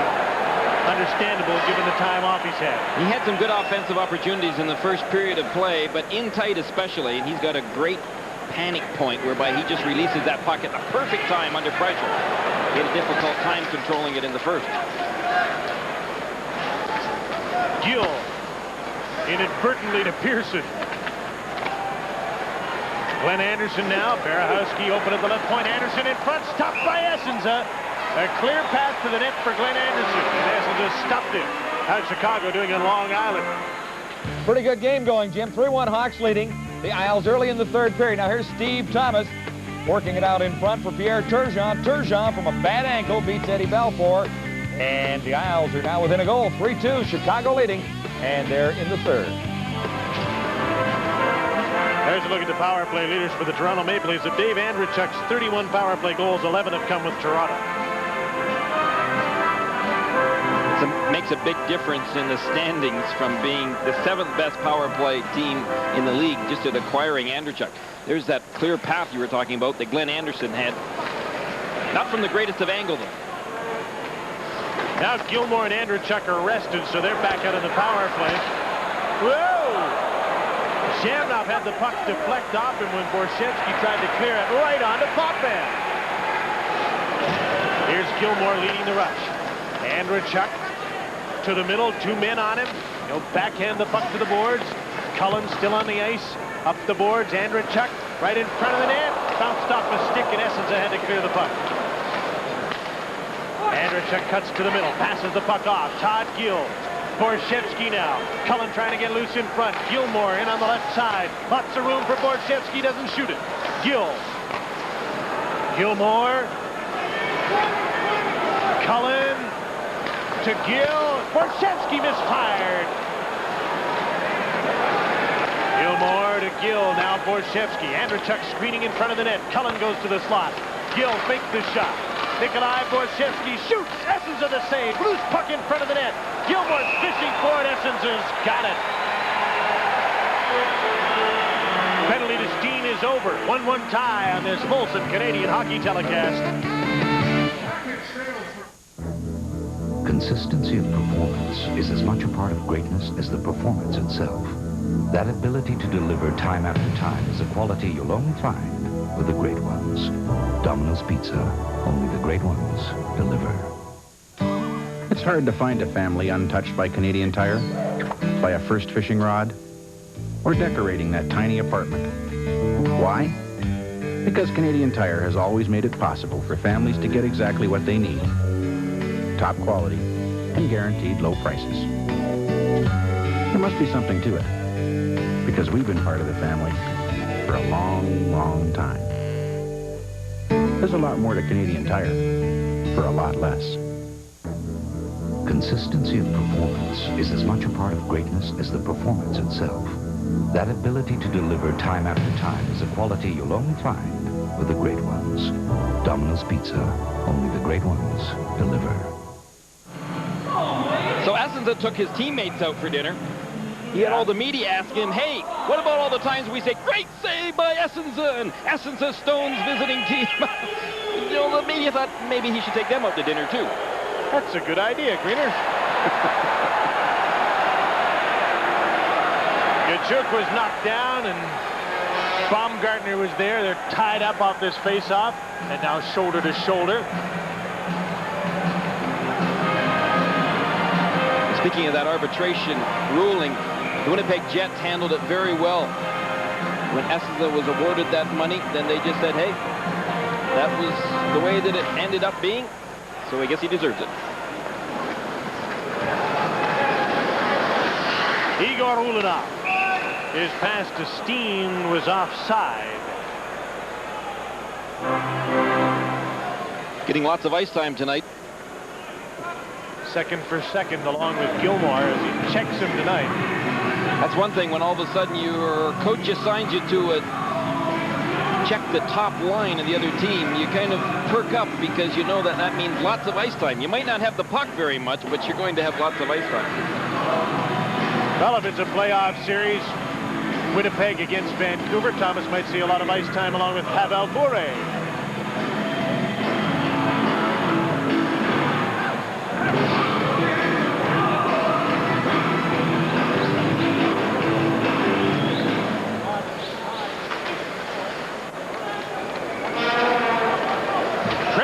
Gets possession off the draw for Winnipeg. 1-1 tie. Long shot from center. Potvin stopped that. Good hard shot by Olsson. He gets the puck back. Davidoff. Stikano's over the line. Barnes with a shot. Great save by Potvin on Stubar.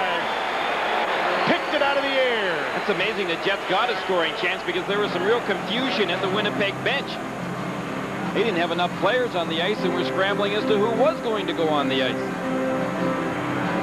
Potvin had to almost do the splits and get that left glove of his up at the same time. Lefebvre just got out of the way at the last second so that puck would not be deflected off of his knee. Stu Barnes facing off against John Cullen. Cullen's over anxious. He might get thrown out of the face-off circle again.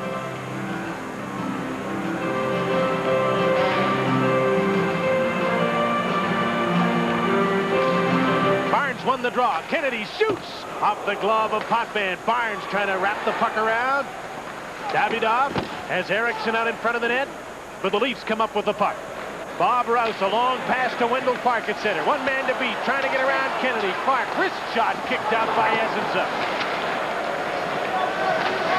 Olsson up the boards to Brian Eriksson, number 18, playing with Barnes and Davidoff on this forward line. Barnes into the middle, intercepted by Lefebvre. Dean Kennedy sent back in his own zone. Bob Pearson's there to check him as Kennedy gets away from him, using the net as a pick. And then he gets the puck out to center. Lefebvre hit McCreary, the referee, trying to clear the puck in. Took that one right on the skate. Here's Barnes to Eriksson. Hit a leg. Davidoff turns away from Gill. Turns and shoots, but the shot was blocked by Lefebvre. Cullen to center. With Clark and Pearson. Wendell Clark in on the defense, lost the puck but stays on it in the corner. Clark turns, trying to center. His mates are on a change. Wendell Clark checked by Housley, up the boards to Keith Tkachuk. Tkachuk, Anderson tried to run him over. Shamrock gets the puck. Ahead to Phil Housley on the right side and on Todd Gill. Housley passes the puck off to Shamrock. Tkachuk's in front. Shamrock, pull it off.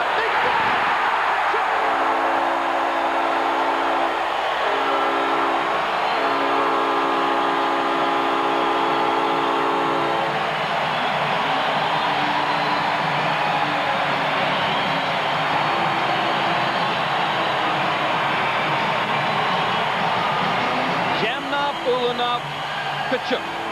That's it. That's how it happened.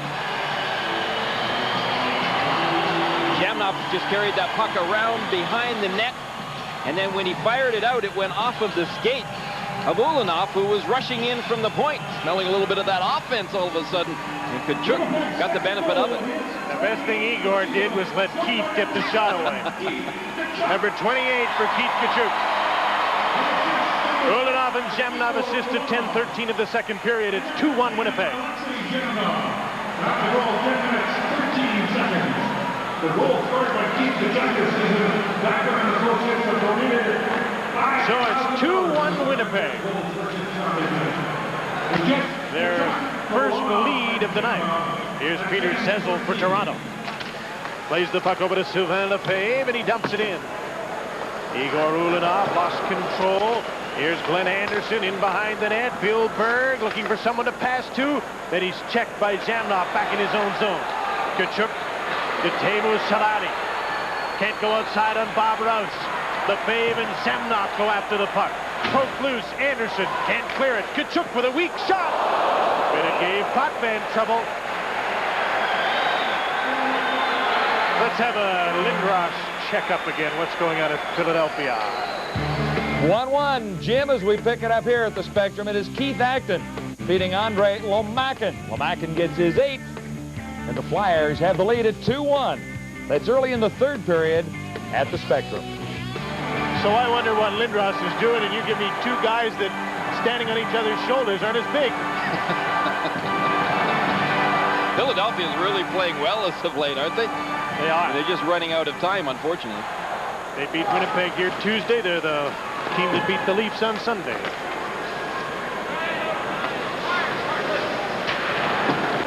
They got lots of time in that franchise.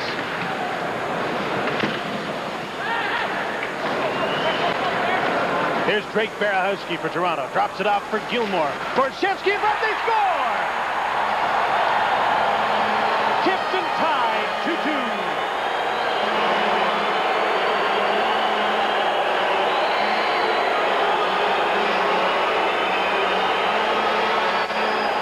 Good comeback by the Leafs. After the Jets had scored, it's important for the Leafs to get back the momentum. That they did on that shot by Borshevsky. He took it. Berehowski went to the net. Did he tip it? Skated into the crease, tipped it in, tied the game.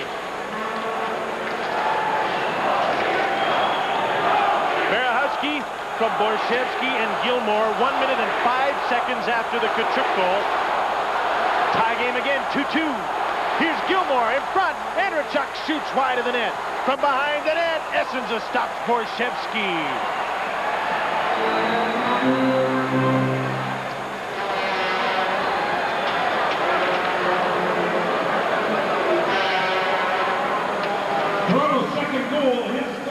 It's Berehowski's 4th from Borshevsky and Gilmore at 11:18. The official scoring play that ties the game. Watch Berehowski. He's heading for the net. His stick is out. Hits the blade of his stick and goes in. You could see Essence's right skate coming out of there at the same time.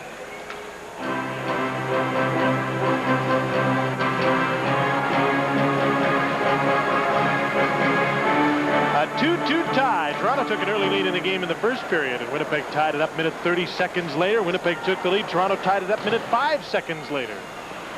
And so it's 2-2.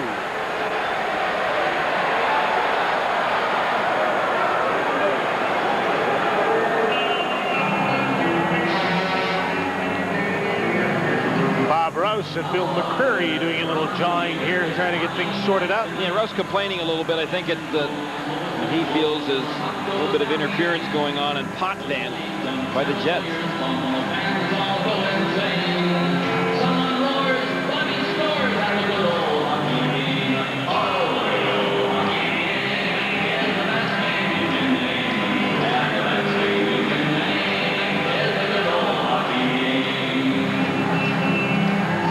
Good thing you wear your cowboy boots tonight, Huey. Your toes are tapping. I can hear you all the way over here.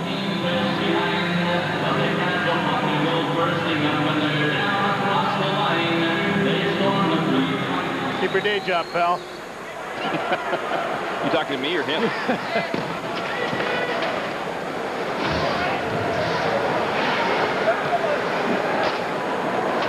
8 minutes to play second period. Full house in Winnipeg and a good game. 2-2 Winnipeg and Toronto. Here's Rob Pearson with Cullen. Pearson stopped by Olesen, keeps on it. Cullen in the corner gets the puck behind the net. Pearson has 2 Jets holding on to him now. He falls down, takes a whack in the head from Olesen. Back at the point. Just kept onside by Rouse. No, he didn't keep it onside. Mike Speak saw it come outside the line. Here's Kennedy and Clark fighting. 2 Prairie boys. Well, Clark was a little snarly. He was hoping that John Paddock would put Eagles out there. But Dean Kennedy was going to have to do. Mark's been cut over the left eye. Dean is not unscathed either.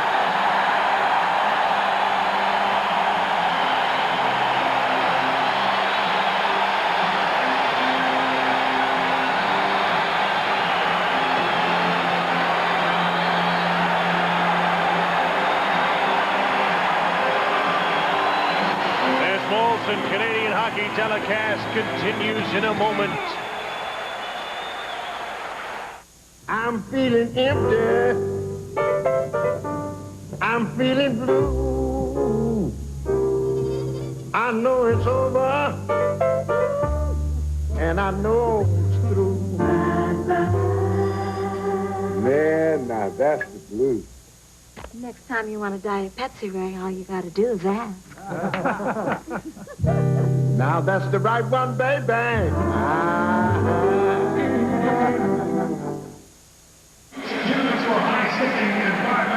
2-2 tie here in Winnipeg in a spirited contest. Please stay tuned following tonight's game for the TSN Turning Point, brought to you by the Mutual Group. Financial product, service, and expert advice. The Mutual Group and you facing tomorrow together.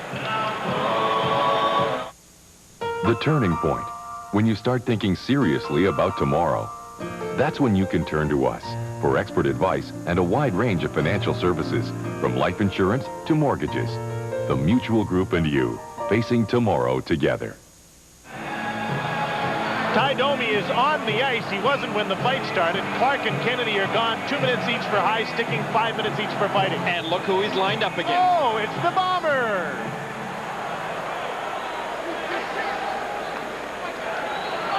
They're glaring at each other. Unless Domi's been assigned to check Baumgartner. Yeah, right. Here's Frederick Olesen. Igor Ulanov gave the puck away. McElwain in front. Krushelnyski to McElwain. He shoots. Blocked. And Baumgartner couldn't get to the loose puck in front of the net. That's one of Ulanov's problems, as I mentioned earlier, is he has a tendency to give up the puck in his own end zone with some bad passes. A tendency coaches like to avoid in defensemen. A little bit of panic. Ulanov. McElwain's right on him. Bumped him lightly. Domi and Baumgartner meet on the boards. Ulanov collects the puck in his own zone. Hooked back, but he got away from Krushelnyski and starts out. Domi tugged on the sweater of Krushelnyski and held him back for a second. Eagles in forechecking to the point. Ulanov poke check by Baumgartner. 6.5 minutes to play second period at the Winnipeg Arena. The score is 2-2.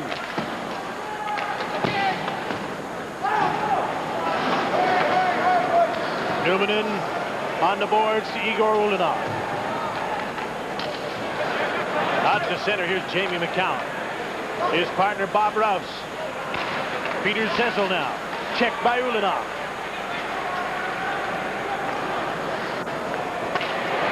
Rouse. Kachuk in to check him.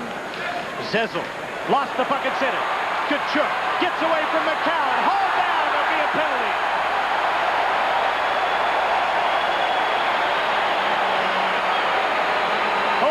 McCown, the Jets to the power play in a 2-2 game.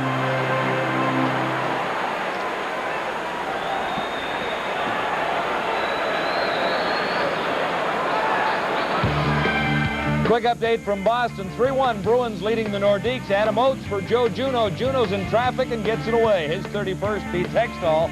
And the Bruins are out in front of the Nordiques 4-1. Jim? Here, McCown's off for holding. I would like to have known what he said to referee Bill McCreary, because he was a little upset and said that he should be able to use his stick, I think. And he's probably also saying, hey, when these younger guys come in that are that big and strong and fast, I expect me to knock him down if I can't use my stick to stop him from going to the net.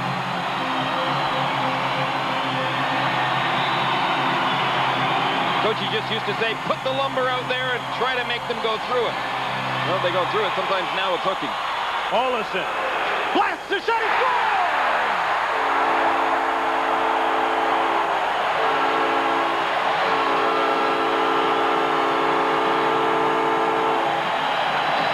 Jamie McCowan didn't get a chance to sit down in the penalty box. 4 seconds after the penalty, and it's 3-2 Winnipeg. Right back to the point. Now watch Freddie Olsen. He's got his head up, and he just fired that puck. Great job by Tkachuk in front of the net. You think he could see the puck here? Not a thing. I'd say the best angle he had was all red.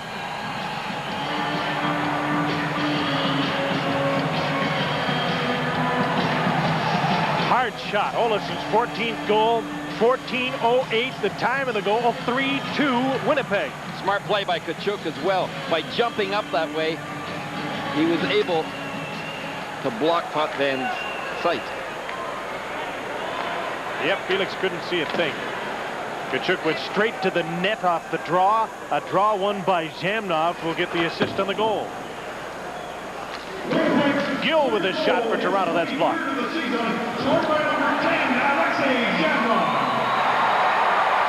Andrechuk had a pass intercepted. They're giving the goal to Zamnov, but I think it's Olsen's all the way. Borsato takes the shot. Missed the net by a mile.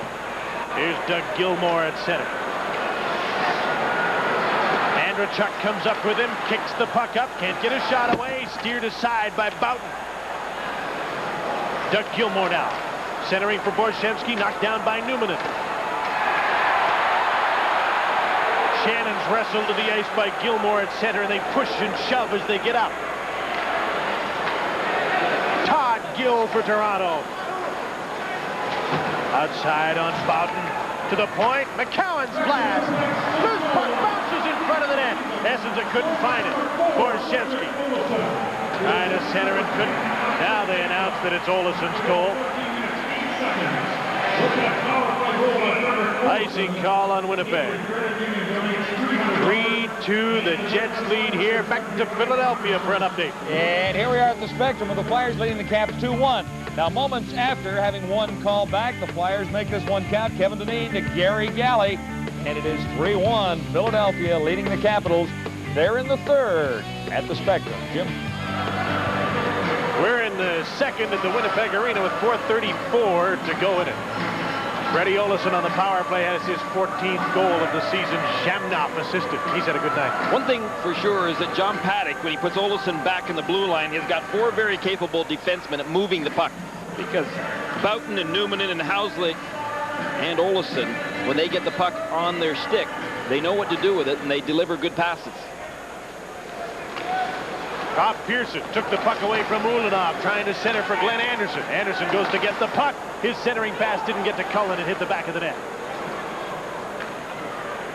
Sylvain Lefebvre out to center. Keith Tkachuk sidestep to check by Cullen.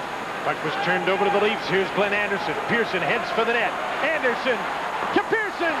Scores!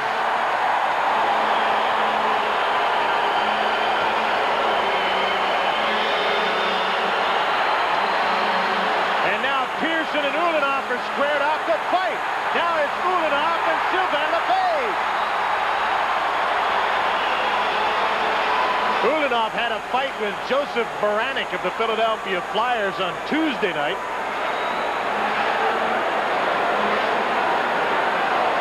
Cullen has been pushed down to the ice here by Zamnov. They're not likely to be in a scrap.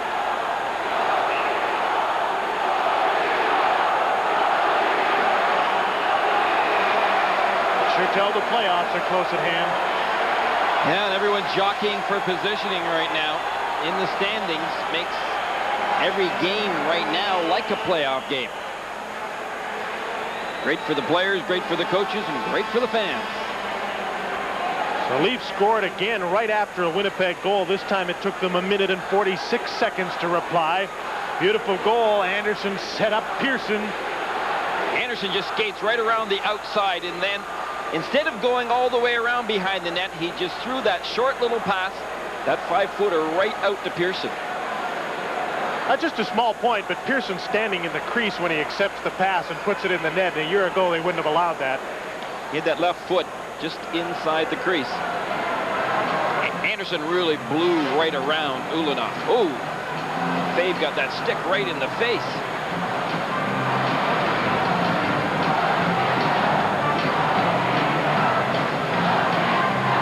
Kachuk's off the ice. So's Lefebvre and Pearson. Little bookwork to be done here with penalties being handed out, so we'll go for an update. And back to the Spectrum, Capitals and Flyers continue. 3-1 Philadelphia leading. Now Dale Hunter takes the shot, but Dmitry Kristich gets credit for the goal at the Spectrum. Still, the Caps now within 1. It is 3-2. Flyers leading Washington in the third. Question for you. Can the Philadelphia Flyers catch the New York Rangers? Maybe. Talk about jockeying for positioning. Rangers are looking upwards and trying to get a playoff spot in Philadelphia. Well, looking upwards too.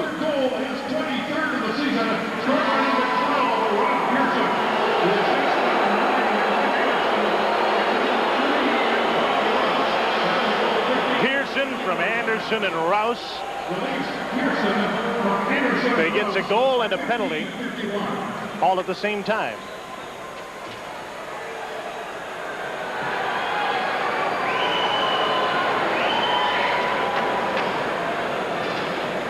Good teeter-totter we got going here. A minute 5 after Kachuk had scored, the Leafs tied it up in the second period. A minute 46 after Oleson's goal, Pearson has tied it up. And the penalties are all offsetting. Kachuk and Ulanov, Pearson and Lefebvre all in the penalty box now, but neither team will play at a disadvantage. There's a long shot by McCowan. Big rebound. Gilmore behind the net. A wraparound. He's stopped by Essens. A loose puck. Borshevsky's backhander. Stopped by Essens up. Still loose. Borshevsky backhands it. Blocked in front. He's got it again. Gilmore fishing for it. Essens finally covers up. Looks like the Bombers and the Argos getting up after a tackle here. We'll be right back. Consistency of performance is as much a part of greatness as the performance itself. That ability to deliver time after time is a quality you'll only find with the great ones. Domino's Pizza, only the great ones deliver. The classic definition of what it means to be Canadian is as follows. You must be clean, cold, and crisp, because this is what beer's all about. Pretty big scramble around Bob Essens. He's keeping the puck out. Pretty tough for Thomas Steen to cover his man, which is Gilmore, when they're playing that close in on top of Bob Essens. Look at that pile up. 3:42 left second period. It's 3-3 the Jets and the Leafs.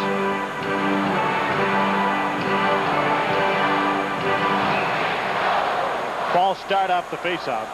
See, every time Gilmore goes to the net, he hangs right on top of the crease.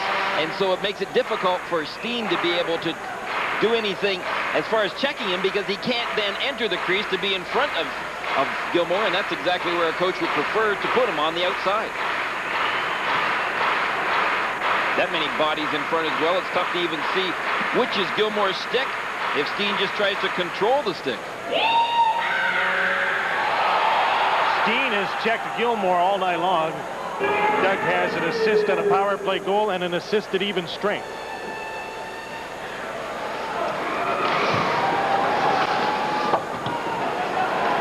Here's Mike Eagles out of his own zone to center. Brian Erickson now number 18. Had the puck swept away. Out at center, here's Andrechuk with Gilmore. Gilmore to Andrechuk. Housley came back and checked his man. Back the other way comes Chris King, leading a 3-on-2 rush. He can't get by McCowan. Erickson's in after the puck along with Borshevsky. McCowan around on the boards. Andrechuk to Borshevsky on the right wing. Andrechuk follows him in. Shoots. Essens on the save. And now he covers up after dropping the puck. Pretty good strategy by Pat Burns right now. Play Gilmore's line a lot. That means Steen's going to continue checking Gilmore's line, and as a result for Pat Burns, he doesn't get to see Teemu Selanne very much. That suits him just fine. Yeah. Selanne's been fairly quiet tonight. His line mate Alex Shamnov has had a fine night.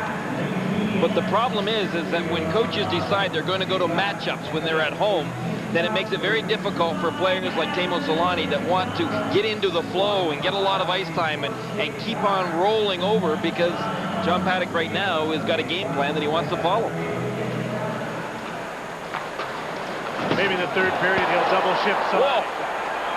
Ty Domi just got his helmet knocked right off on that check.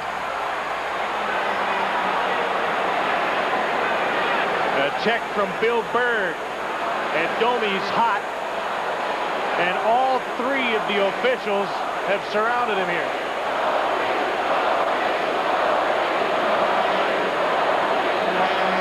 Somebody must have said something on the Leafs bench, because Ty Domi was far more interested in talking to the Leafs bench than he was at talking to Bill Berg, the man that knocked his bonnet off.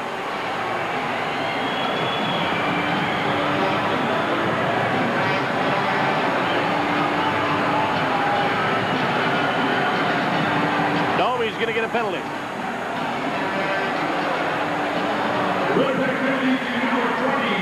And it's the only penalty in this play. A roughing call against Domi. See how it happened. Now watch Domi right here. He pushes Berg, and then Burnsy's having lots to say to Ty Domi, I think.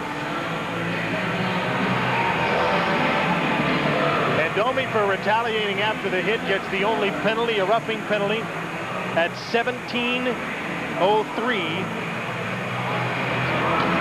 And so the Toronto Maple Leafs get a late second period power play in a 3-3 tie.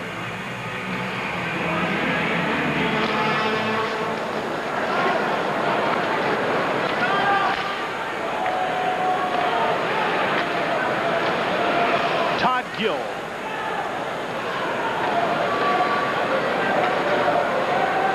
Drake Berehowski, he scored a goal in this game, had a pass intercepted by Alexei Zhamnov. Andreychuk hangs way up at the Jets blue. Forces Newman in to stay back with him. Here's Todd Gill. Off the board, Zhamnov came back and got the puck again. Gill. Gilmore to Todd Gill. Borshevsky. Andreychuk's parked in front of the net. Newman is trying to deal with him. Now he goes to deal with the puck. Gets some help from Zhamnov. Can't clear it. Berehowski shot it in. Newman shot it out. Couple of minutes to go second period. Minute 5 to go in the Ty Domi penalty. And it's 3-3 at the Winnipeg Arena.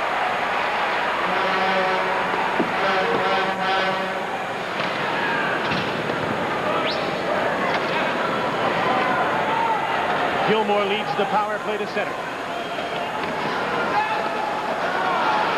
Drop pass. Jamie McCowan. Drake Berehowski pressured by Borsato. Boughton on the boards. Borshevsky gets the puck in the corner. Andreychuk behind the net. Turns. Nobody's out front. Andreychuk put the puck in front of the net. Here's Berehowski with some room. On the other side, a hard pass. Borshevsky couldn't handle it. Andreychuk's in the slot. Borshevsky. Gilmore in front. Andreychuk can't pull the trigger. Too many men on it. 15 seconds to go in the penalty.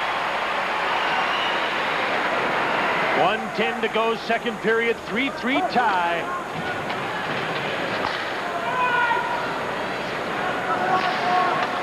And the power play is turned back.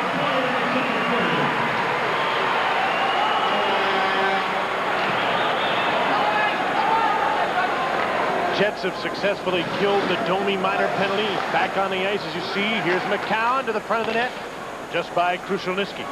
Like Eagles. Turns, lost the puck. Cullen turns, shot was blocked. Out come the Jets quickly, 3-on-2.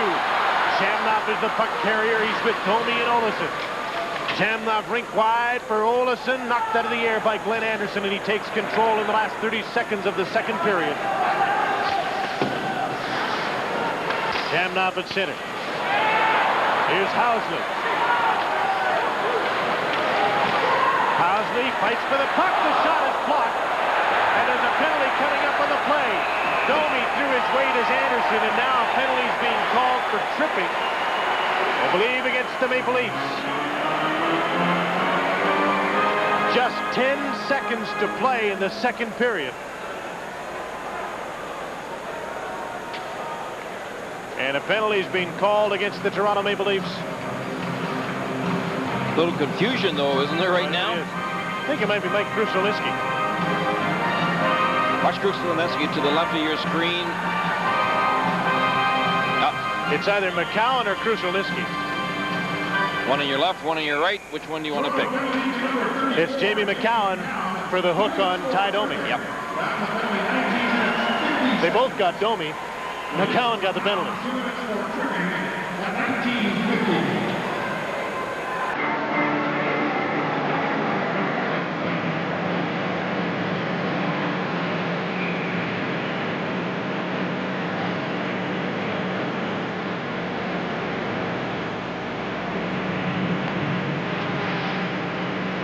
Been a spirited playoff-like affair. You see a lot of these two teams playing against each other next season when they're both in the Central Division. Good tension out there on the ice right now, and you're right, these two teams are going to get to know each other pretty well. Housley broke his stick when he took the shot on the one-timer. The pass from Olesen. Here's Olesen to Solani, and the second period has come to an end. Maple Leafs and the Jets in a 3-3 tie. Good hockey game. 28-23 of the shots on goal in favor of the visitors. Lots of action around the league, and we'll bring you right up to date on it, show you the highlights from it with Bob McKenzie and John Wells as the NHL Tonight continues in just a moment.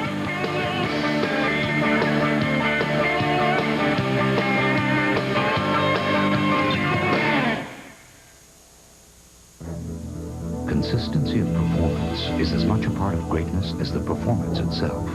That ability to deliver time after time is a quality you'll only find with the great ones. Domino's Pizza, only the great ones deliver.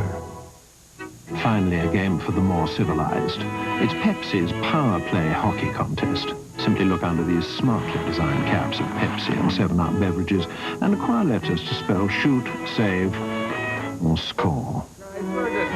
You could win one of 10 smashing two-door Ford Explorer Sports, a big screen television, or one of millions of instant win prizes. Pepsi's Power Play Hockey Contest, a game for the refined intellect.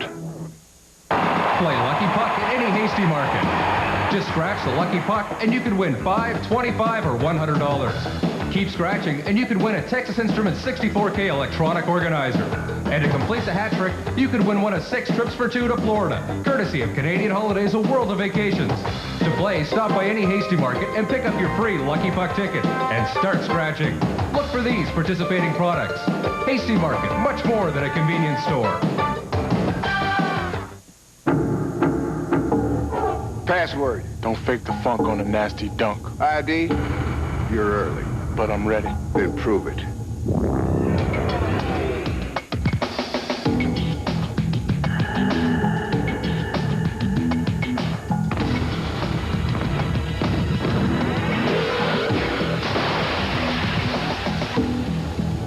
That's not enough. Oh, this must be a rookie thing or something. Consistency of performance is as much a part of greatness as the performance itself. That ability to deliver time after time is a quality you'll only find with the great ones. Domino's Pizza, only the great ones deliver. From Hockey Control in Toronto, this is the NHL Tonight. Welcome back. I'm John Wells along with Bob McKenzie. On to other rinks for highlight scores so far. The first stop, Long Island, Hawks and the Islanders. And Glenn Healy and the Islanders taking on Chicago here. Down 2. New York has a power play, and Pierre Turgeon beats Ed Balfour for his 54th of the season. That makes it 3-2 Hawks. And that one is now final.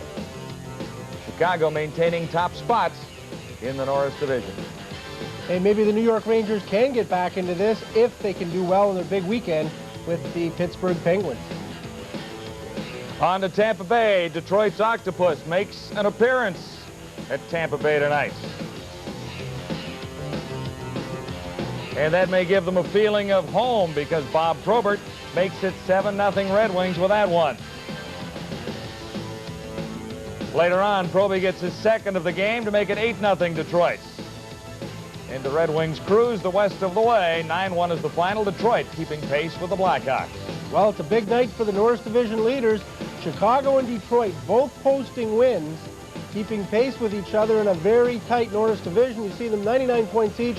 And look at the difference in games remaining. Pressure now on Toronto in their game against Winnipeg to come up and keep pace with the Hawks and the Wings. On to Boston, 1-0 Bruins in the second period. Ray Bourque beats Ron Hextall for his 19th. That makes it 2-0 for the Bruins. And just like they did for Brian Smolinski's goal, the fans at the Garden shower the ice with free hats, causing another 10-minute delay. That also marked the hook for Hextall. He was replaced in the Quebec goal by Stefan Pisset. Nordiques finally solved Andy Moog after that. Andrei Kovalenko scores his 27th of the year. That cut the Bruins' lead to 3-1 after 2 periods.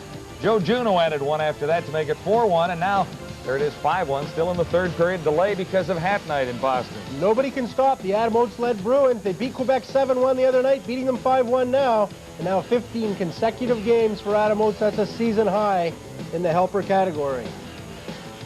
Capitals Flyers at the Spectrum. Bill Dineen's Flyers not going to make the playoffs, but they can make an impact on the standings. Here Kevin Dineen sets up Gary Galley, and he makes it 3-1 for the Flyers. A few minutes after that, Dale Hunter throws the puck in front of Tommy Soderstrom, and it goes in to make it 3-2 Philadelphia. They both score after that. It is now 4-3 in the third. Caps storming back, lots of pressure on the Philadelphia Flyers. Later tonight, it is the Sharks in Los Angeles against the Kings. The Kings are 6-1-1 in their last 8 games, and a great game going at the arena in Winnipeg, 3-3 through 2, and neither team is allowing any more than a goal as a lead. No, you'd expect this. They've had some great games this entire season, good end-to-end action, some excellent goaltending as well. And we'll continue with lots more ahead from Hockey Control in just a moment. We'll take you to the Garden in Boston and finish things up there. After 2 at the arena in Winnipeg, all even at 3. The Jets and the Leafs in the NHL tonight.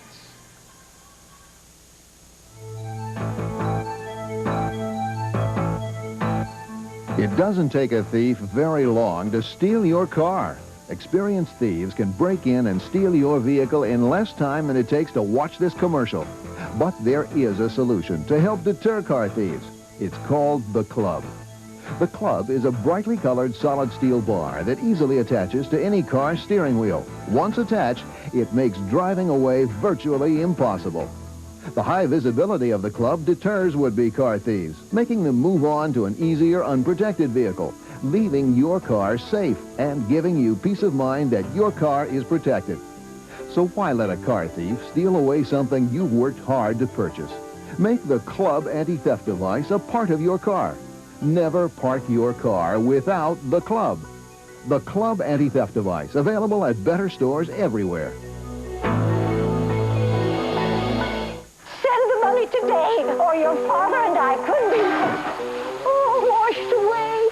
When you need to send money to someone fast, come to Western Union. We'll make sure it gets to any of our over 19,000 locations across Canada, the U.S., or worldwide in minutes. I'm calling about your son, Grover. You better send money. His ski trip's over. Western Union, the fastest way to send money. Available at Money Mart and other fine locations across Canada. Get fit with a Wilson Staff custom fit for any golfer. Wide bodies, flat bellies, wild things, classic swings, even guys who wear knickers. Staff Ultra 45 for maximum forgiveness. Staff Progressive with forgiveness and feel. Staff Tour Blade for maximum feel. Custom fit for these professionals with different lies, fire stick shafts, custom grips, and more. For weekend players, tour players.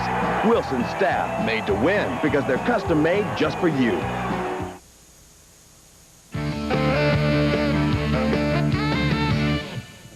From Hockey Control in Toronto, this is the NHL Tonight. I'm John Wells. Welcome back, and let's get on to game action. We'll take you to the Garden in Boston and pick up the action there with Boston on a power play, leading Quebec 5-1. We join Fred Kusick and Derek Sanderson of NESN TV.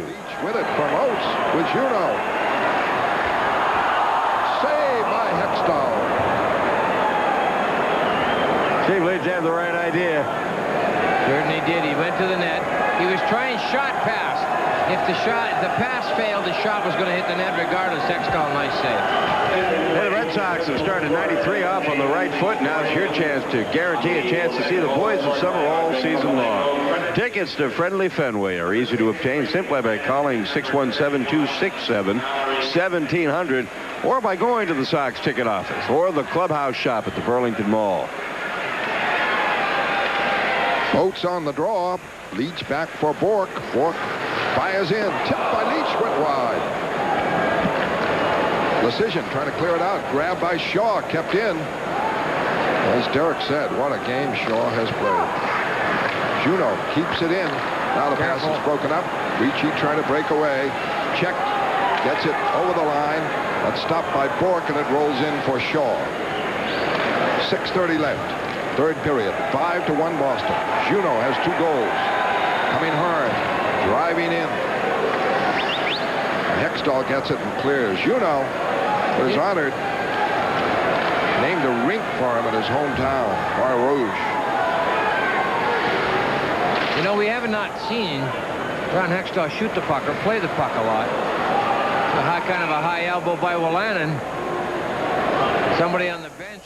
Well, the Bruins will hang on and win there. It is 5-1 right now. It is a 3-point lead for the Bruins atop the Adams Division standings, and it doesn't look like anybody is going to catch the Boston Bruins. They'll have home ice for first round, the Adams Division. TSN NHL Control is declaring this race over. The race is over. In the Adams Division. I'm looking at Boston's schedule the rest of the way.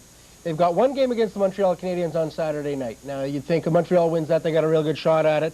Fact of the matter is, Boston's got 2 games left with the Ottawa Senators. I'm sorry, this one is all over. It's over. They're home and cooled out. Bruins will take first in the Adams Division. It has been a terrific run for the Bruins to make it this far. 5-1 is the lead they have right now. We'll continue with more ahead in our second intermission coming up. From the arena in Winnipeg, it is the Jets and the Maple Leafs, even at 3.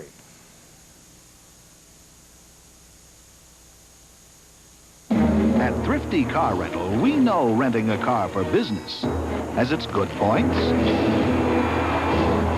and its bad points, its ups and its downs.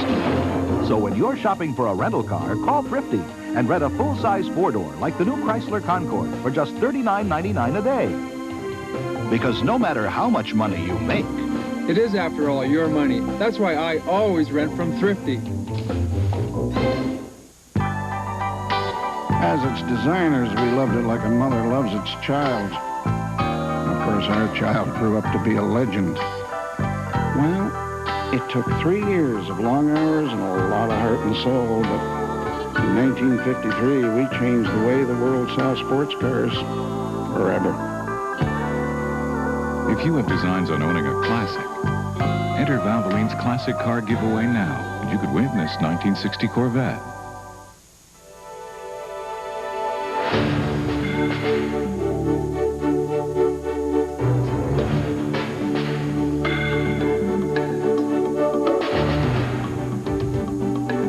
Of all the cars and trucks built in Canada, 1 in 4 is built by Chrysler.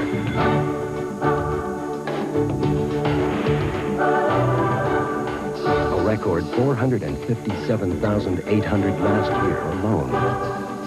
But what's even more significant is 90% of everything we build here is built for export.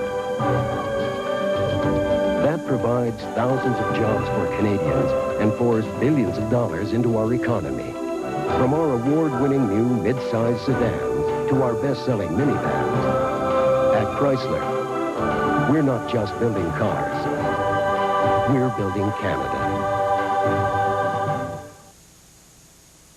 I'm John Wells. Welcome back. Let's get back to game action. We'll take you to the Spectrum in Philadelphia. Late in the third period, Flyers up by a goal at 4-3 on the Washington Capitals. Now the Capitals' net is empty, and the face-off is in the Flyer zone into the final 20 seconds. On the face-off, Barry Gallen away from Bondra. Final seconds tick off. Acton held out. Hatcher tries to get it back to Christie. On the board, Kawanta looks to dig free. Puck comes free, but Brindamore falls. On top of that puck, squirts free, and Carter just very calmly sends it into the Capital zone, and that'll do it. The hockey game is over, and the Philadelphia Flyers win their 4th in a row. Final is in, and that is 4 straight victories for the Philadelphia Flyers, who are coming on a little bit too late. Capitals will have to wait another night to clinch second spot, and we'll get back to Winnipeg, where the Jets and the Leafs are all even after 2 in a moment. Consistency of performance is as much a part of greatness as the performance itself. That ability to deliver time after time is a quality you'll only find with the great ones. Domino's Pizza, only the great ones deliver.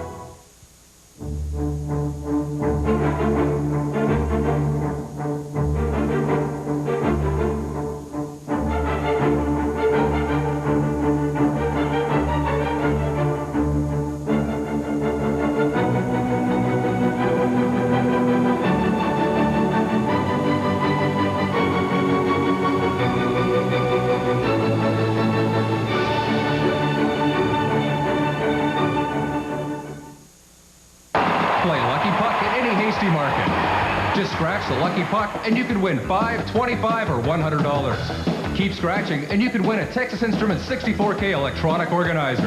And to complete the hat trick, you could win one of 6 trips for 2 to Florida, courtesy of Canadian Holidays, a world of vacations. To play, stop by any Hasty Market and pick up your free Lucky Puck ticket and start scratching. Look for these participating products. Hasty Market, much more than a convenience store. The classic definition of what it means to be Canadian is as follows. You must be clean, cold, and crisp, because this is what beer's all about. Here's tonight's second period scoring summary for Midas. For brake, exhaust, suspension, and steering services, trust your car to Midas. 4 goals in the second period in Winnipeg for the Jets. Keith Tkachuk got his 28th at 10:13. A minute 5 later, the Leafs got even. Drake Barahowski got his goal. Then on the power play at 14:08, Fred Olofsson gave the Jets a 3-2 lead and followed that up by Rob Pearson's goal at 15:51, his 23rd from Anderson and Rouse. 3-3 through 2. The shots favored the Leafs 14-10 for 2-period total, also favoring Toronto 28-23. Ready for what should be a great third period. We're ready for Solane to roll. Jim? Yeah, he's been a good third-period team, this Solane guy. And Winnipeg, in fact, quite often this season have had slow starts and come on in the third period. They're in a tie right now, and will start the third period on a power play. Teemu has just 2 shots on goal, and his center iceman, Alex Yamnov, has been far more prominent tonight. Well, I think if Solane was to get about 8 minutes of ice time this third period, it might do an awful lot for the Jets. But if he doesn't, well, who's going to score? Well, there are a number of other guys that can do that. No question about that. One of them is also on his line. Minute 40 seconds to go in the McCowan penalty. Winnipeg on the power play. Housley with his shot that was blocked in front of the net. Bill Berg clears the puck. So the Leafs know now they must win to keep pace. Detroit and Chicago have won.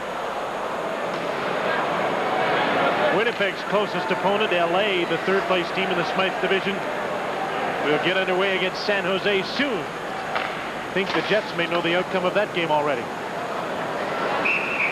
Puck is out of play.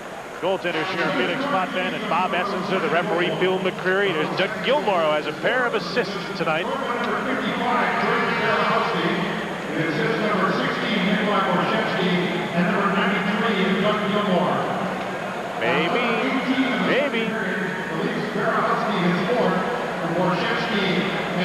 Chicago going into the Island and winning a big game there, a very important game, and you knew that was going to be a tough one as well. Kind of says that they're ready as well. You've got Detroit that are blowing by everyone right now. Ooh, what a tough division. Detroit, next to Pittsburgh, might be the best team in the league in the last couple of weeks, although Boston's played pretty well too. There's some really good teams in this league that can legitimately lay claim to the cup. Here's Steve with a shot. He scores!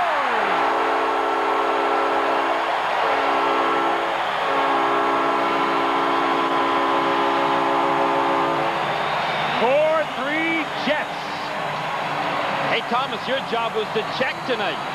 Well, Thomas Dean, who's a 20-goal scorer for the Jets, when he gets the opportunity, can also score. Lefebvre gave a weak pass out. It went off of Steen's stick and put the Leafs in trouble. There's the bounce.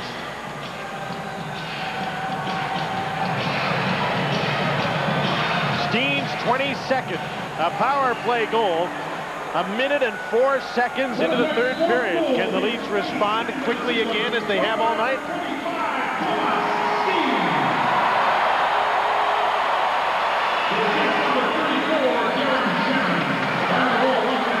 Giving an assist to Darren Shannon. Actually, it was Shannon's stick that puck went off of when Lefebvre tried to cough it out. Not Steen, as I had said. Steen from Shannon, 104 on the power play. Back the other way come the Leafs. Cullen to Clark. Pearson stopped by Essenza. From 2 feet, Pearson was stopped by Essenza in what appeared to be a tap-in. And now Essenza holds on in front of the net. Cullen walks through the crease and gets pushed aside by Barnes. Pearson just took a punch in the chops here from Ulanov, and this breaks up. Boston finished off Quebec yet, John? Well, James, it's all but over at the Garden. 5-1, Bruins have the lead on Quebec third period. Here's Boston with a 2-man advantage. Adam Oates to Glenn Wesley. Quickly, it is 6-1 on Wesley's 7th of the year. And to answer your question, I would think the Nordiques are all but done. Toast in today's vernacular. Leafs did come back. Good sign. Pearson had a good opportunity right out in front. When that puck came out to him, he was quick to get that shot away. Now Chris King. Sergei Boughton out to center. Todd Gill off the boards for Clark. Boughton was there to intercept the pass, and he got it up to Ty Domi. Here's Domi, number 20. Has King in front of the net, so he puts the puck on the inboards when he was checked. King in against Todd Gill. Domi overskated the puck. Centering pass didn't get to Eagles. It was intercepted by Cullen. Back the other way comes Wendell Clark. Puck was taken away by Sergei Boughton. Both teams make changes on the fly. 2.5 minutes into the third period. Teppo Numminen gets a return feed from Phil Housley. A deflected pass got to Mike Krushelnyski. King was knocked down and is hurt. Chris King, slow to get up. I think he might have got a stick in the face. Was it by Baumgartner? Might have been. Here's a loose puck in front, and Baumgartner almost got a goal. He had the puck lying at his feet. Drake Berehowski back in his own zone to collect the puck. 3 minutes gone, third period. Jets leading 4-3. Steen scored at 1:04 the third to give Winnipeg another lead.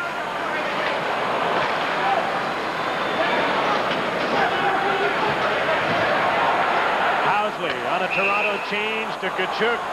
Overzealous, seeing there were no Leafs around. He stepped over center, and it was an offside pass. It's been a pretty good game from the standpoint that there's been some good body checks. It's been a good physical game. Matched with some scoring here. 7 goals thus far. Chris King got hit along the boards by Baumgartner, and that's why King was a little upset, and he complained to Bill McCreary. He thought that Baumgartner's stick had caught him in the face. Certainly get caught in the face because the trainer's working on his face now at the Winnipeg bench. Whack. A little difficult to tell whether that stick really did hit him in the face. Baumgartner's stick came up, or whether King, when he went down the ice, may have hit his face along the boards or the ice. So we'll give Bill McCreary the benefit of the doubt.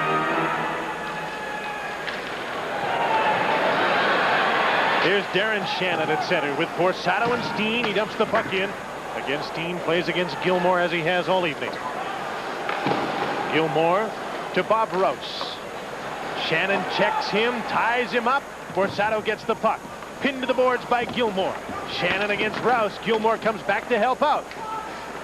Borsato gets loose. To the point. Numminen shoots. Potvin the save. Potvin came way out to cut down that angle as soon as Numminen got possession of the puck. Potvin started to make the move. Felix doesn't leave his net very far, very often, but he was wise to make this move, wasn't he? Well, there was lots going on around him, and he knew that with Teppo Numminen, who's got a decent shot and who's going to shoot from the point in that situation, then come way out, cut down the angle.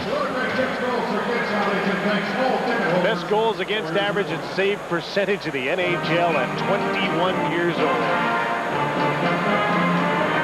About to find out what playoff pressure's like in the National Hockey League.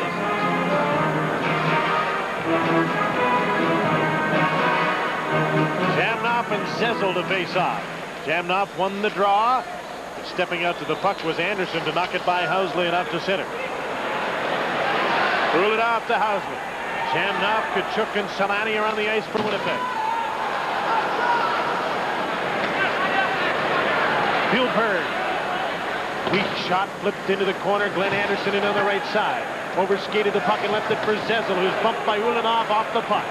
Igor Ulanov up the boards. Lefebvre keeps it in with a shot that goes over the net. Keith Kachuk flipped the puck to the line, just outside, brought in offside by Anderson. This Molson Canadian Hockey telecast is coming to you from the Winnipeg Arena. We could take this into a paint program and we could put mustaches on everybody. I never used to tell people I work for IBM. It probably would have shocked them. Everybody make a monkey noise. I love what I do. I really do. I work with kids and teachers in at least 50 schools. It's a lot of travel. I'm from Dr. Stevenson. We still make computers, but we're really a services company. And we really are trying to put the customer first.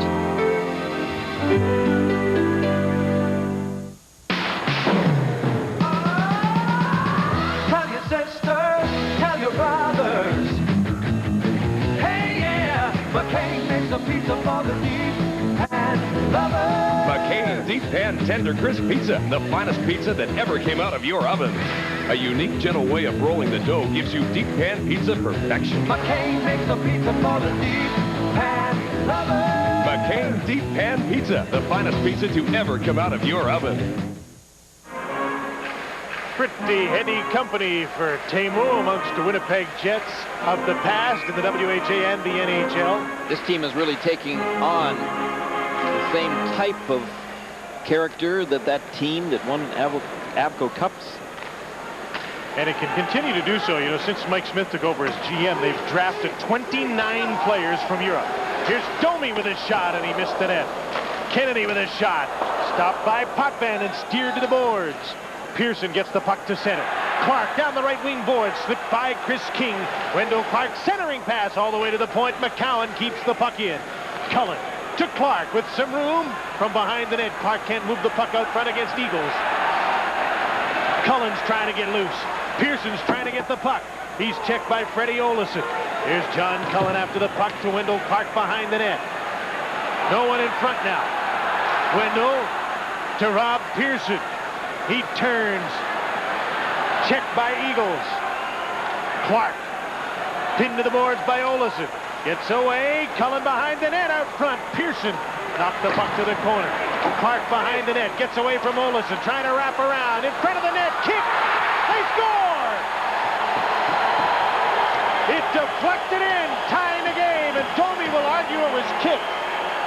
I don't think there's an argument that it deflected in off a skate. But was it directed in by the skate?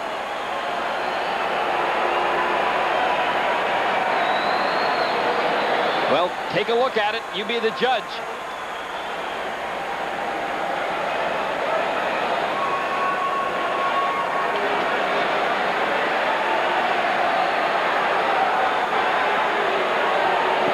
Bounced in off the goaltender. Man, you could argue this one all night, I suppose. I guess you could, because Essenza comes across, poke checks at that puck, pushes it back out.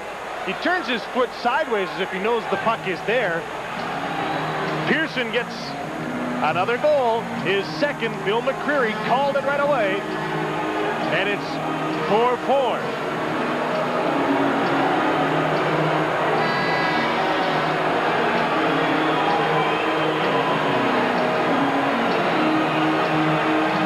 Here's a player player that has improved this season, isn't he? If Bill McCreary chooses to, he can ask the video goal judge to look at this, and I believe the video goal judge has just signaled to Bill that he wants to talk to him, so this isn't over yet. Wayne Forsey, who's a former NHL linesman, and Perry Allen man the video goal judge equipment here.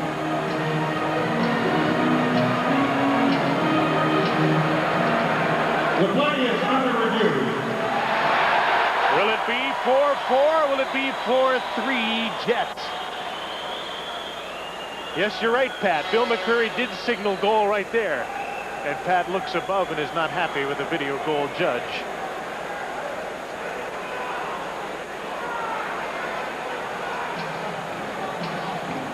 What'll it be?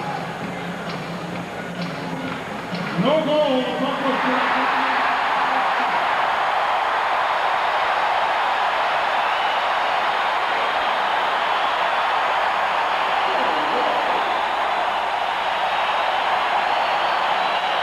Pat Burns is pointing upwards to our area. No, he's not pointing at you and I, Jim, but he is pointing at the video goal judge. It's on our level. And so it's still 4-3 Jets, and Burns is some kind of hot, isn't he?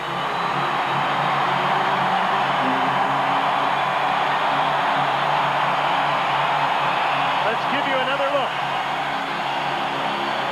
Did he direct the puck in? In other words, kick it in. Just watch Pearson skate right here. His right skate leans back, and he did kick it. There's no question about it when you see it from that angle. No goal. When you focus right in on that right skate, but what Burns is going to argue is that the fact that Bill McCreary was standing right there, practically on the goal line, signaled it without any question whatsoever in McCreary's mind. Well, that's why they brought in the video goal judge, to help him out. Let him make the right call. McCreary could argue that there's no question that the puck went in the net. Yeah, that's what I'm sure he would argue. You know what's good about this, Gary, is Bill went right over to Burns, who was mad about it, and talked to him, instead of avoiding him altogether. Yep. And so the Jets continue to hold a one-goal lead.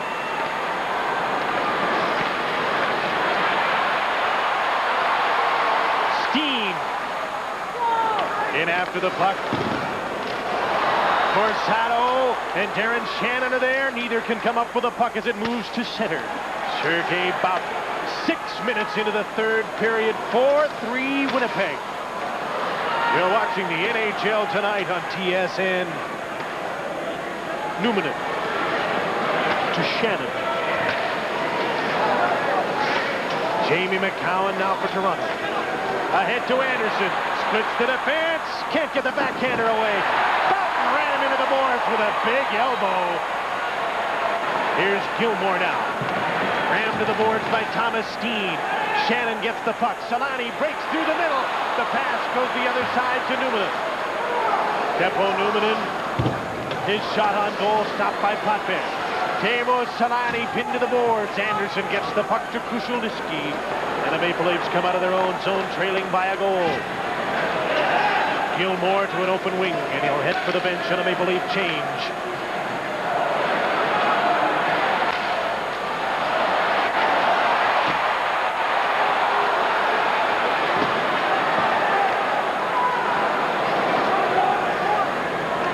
Jamie McCowan leaves the puck for John Cullen. Here's Pearson at center. Leaves the puck for McCowan.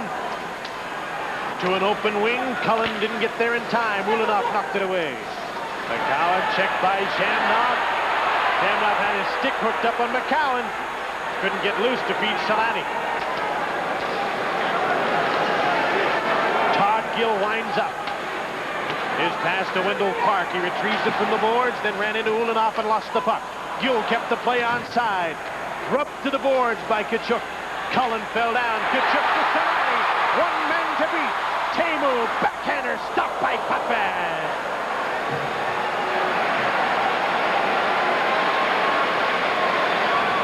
Pearson, long blast. He didn't get much away on that.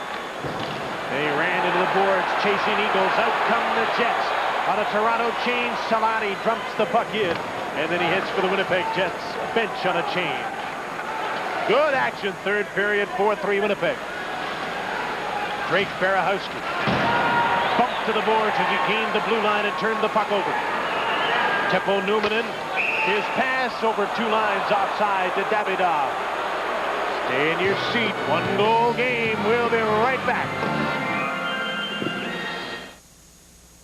At Thrifty Car Rental, we know renting a car for business has its good points and its bad points, its ups and its downs. So when you're shopping for a rental car, call Thrifty and rent a full-size 4-door like the new Chrysler Concorde for just $39.99 a day. Because no matter how much money you make, it is, after all, your money. That's why I always rent from Thrifty. Little doubt about the outcome tonight in Boston. Bruins 6-2 winners over Quebec, and that puts the Bruins in front in the Adams division by 3 points now on the Montreal Canadiens. They're even in games with Montreal and Quebec. The Adams will be a great race, but the Bruins are in the driver's seat. Back to Winnipeg. There's Rob Pearson, who thought he'd tied the game. Let's have another look at the goal called back. I'm going to slow her down just a little bit here for you. Clark puts the pass out. Now watch Pearson's right skate. Hits the front of his skate blade, then goes off the back, and then right into the net. Turned the foot sideways, directed the puck off of Essenza into the net.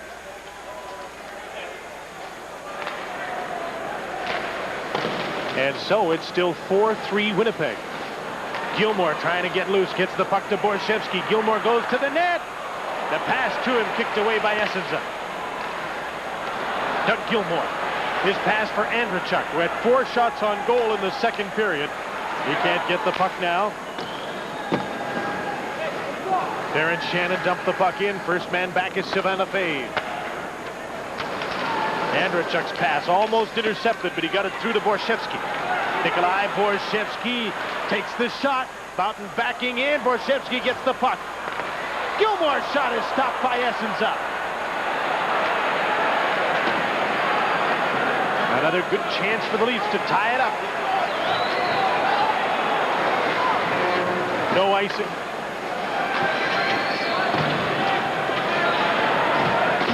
Now there's icing at the other end. This time charged against Toronto. Nearing the midway mark, third period, 10.5 minutes to go in it. Jets 4, Leafs 3. There's Bill Berg from Beamsville, Ontario. Whether you're watching in Beamsville, Ontario, or Boundary Bay, BC, we're happy to have you with us tonight on the NHL Tonight. You don't even know where Beamsville is. Yes, I do. Yeah, you do, because you asked me before the game. Just for the benefit of all those people out there that think you're a geography major. Oh, there's been a lot of folks from Thunder Bay here tonight. Yeah, we were talking to them before the game. And we're not sure where these people are from. Just dropped in from outer space for the game, maybe?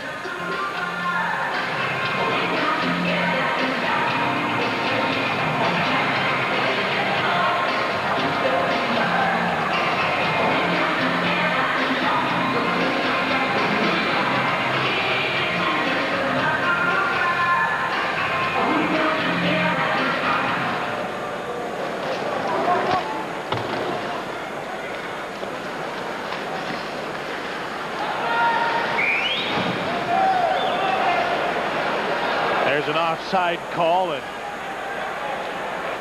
Peter Zezel turns with a look at Gene Davidoff.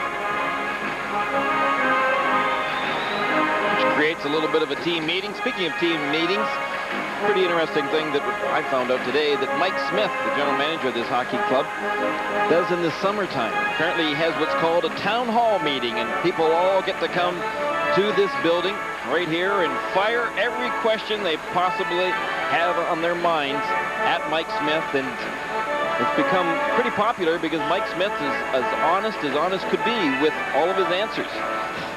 His coach, John Paddock, is pretty much the same way.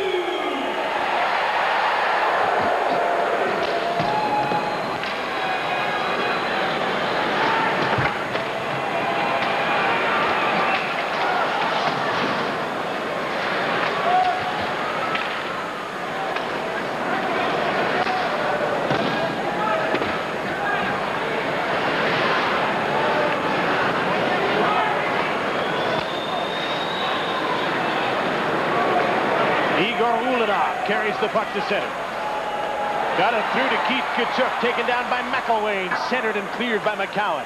Ulanov keeps the puck in. McCowan moves it right back out. Housley to Tkachuk, didn't quite connect, but Tkachuk gets loose. Solani's in front. There's the pass. It gets through to Phil Housley. Over to Igor Ulanov. To the front of the net, knocked down by Doug Gilmour, and out comes the Maple Leaf center. Solani trying to catch him at center ice and does. And the play is offside with 9:26 left in the third period.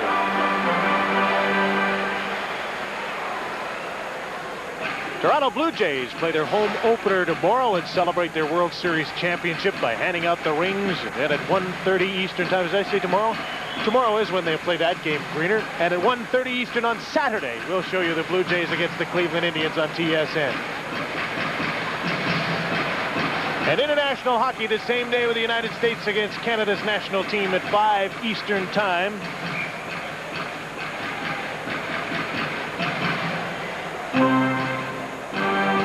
That game comes your way from Campbellton, New Brunswick.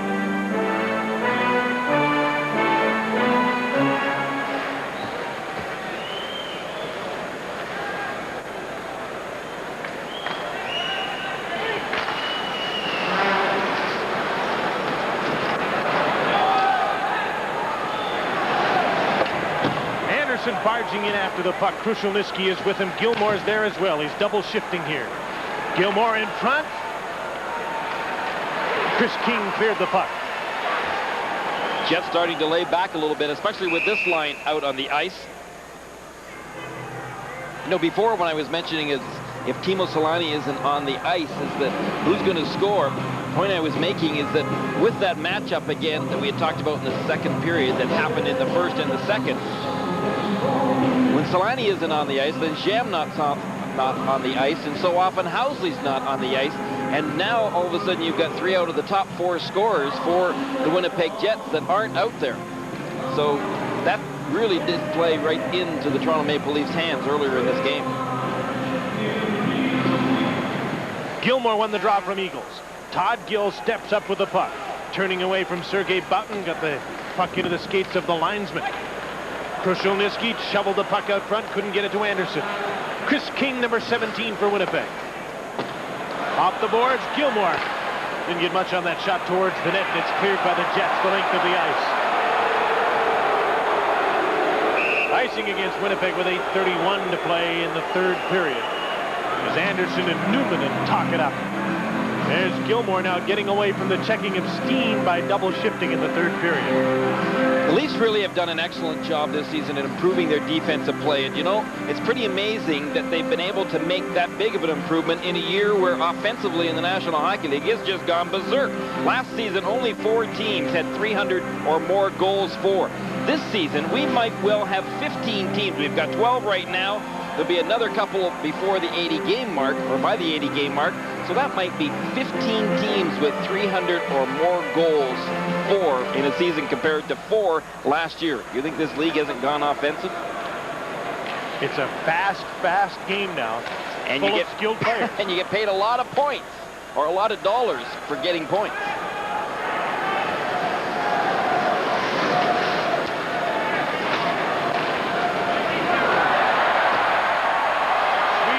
Fell down, and the fans cheer that occurrence. Out of his own zone steps Timo Solani to keep Tkachuk on the left wing. Can't get by Drake Berehowski. Shovel to the blue line, and out Igor Ulanov stepped up and overskated the puck. John Cullen gave the puck right back to Ulanov. Berehowski. Wendell Clark now. Gains the blue line against Ulanov. Igor passes the puck ahead to Timo Solani. Clark. Pearson's in front of the net. He's had a strong game there. Pushed away by Ulanov. Cullen goes for the puck. Chips it into Clark on the inboards. Shrugged off Housley. Trying to move the puck to Pearson and Kent. Solani lifts the puck to the line. Not out. Gill kept it in. Clark shoots. S's of a save. The rebound. Cullen wrap around. He scores! Or does he? No light has come on. And I don't Bill think McCreary was pointing to the puck, but obviously not pointing in the net.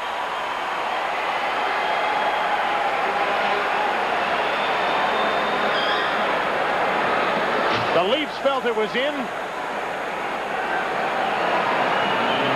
I thought McCreary signaled a goal. Obviously not. I think what he was pointing to was that he was pointing to, he knew where the puck was. Now watch this.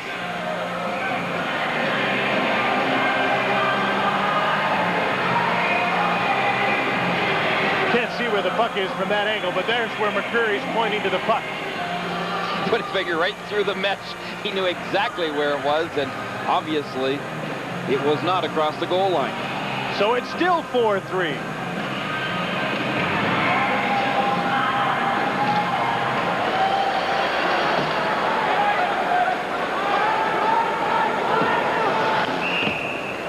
Icing call against Winnipeg. This Molson Canadian Hockey telecast continues from Winnipeg in a moment.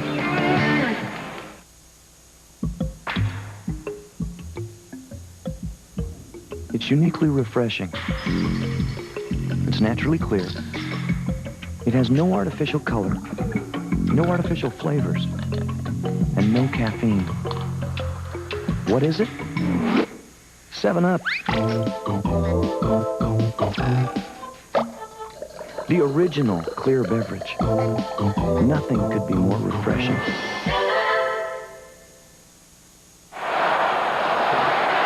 Play is just underway again with the Jets leading the Leafs 4-3.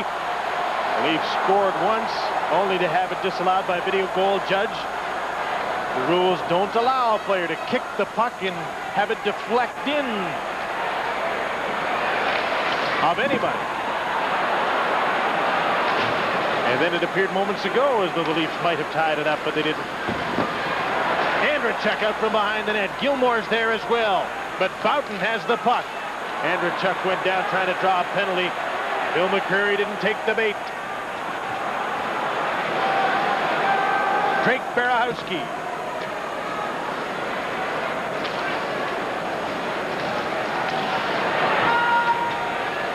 Borshevsky moved the puck in. Olesen moves it right back up. Ty Domi in center. Crisscrosses with Eriksson. Olesen comes up late. Domi. Bumped by Barahowski. Pinned to the boards now. Kicked loose by Domi to Brian Eriksson. On the end boards. Now Jamie McCowan goes back after the puck. Up the middle to Borshevsky. Gilmore cutting through the middle. Had the puck swept away from him by Dean Kennedy. Eriksson behind the net. Domi's there. Barging in after him is Ken Baumgartner. Just over 5 minutes to play, third period. The Leafs trying to press. The Jets trying to hang on.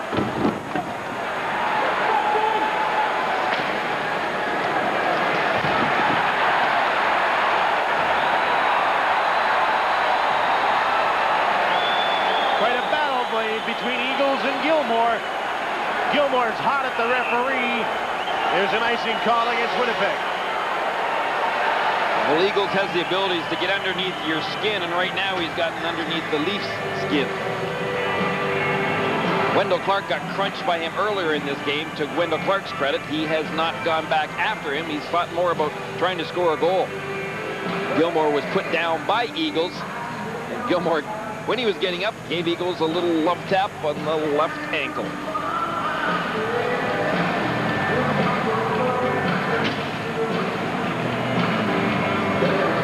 Mike Eagles has done a great job of aggravating all sorts of players like Doug Gilmore in his career. Pretty handy guy to have on a team.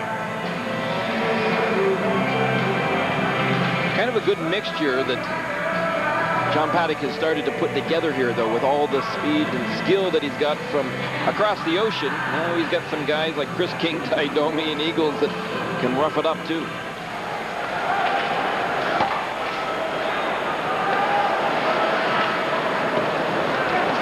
Sezel from behind the net. Couldn't wrap it around on the backhand. Keith Kachuk flips the puck to center. Zhamnov is there, but Lefebvre beat him to the puck. Sezel, his pass to Bill Berg, number 10. Crushed to the boards by Ulanov. good hit.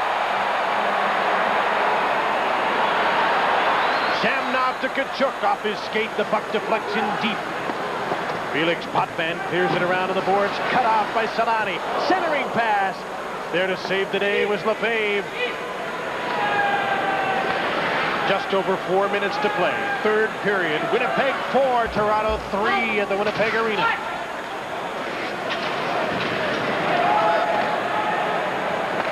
Icing against Toronto.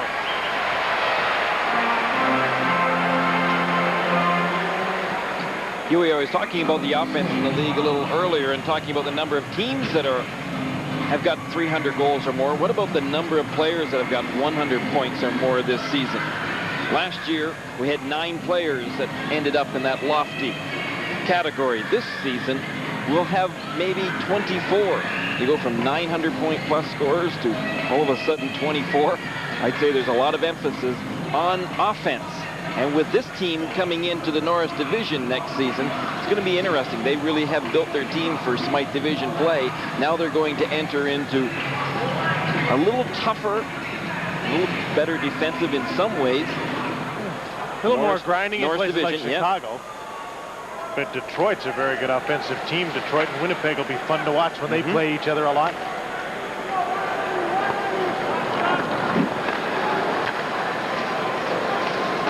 Less than 4 minutes to go in the third period. Chicago has won. Detroit has won.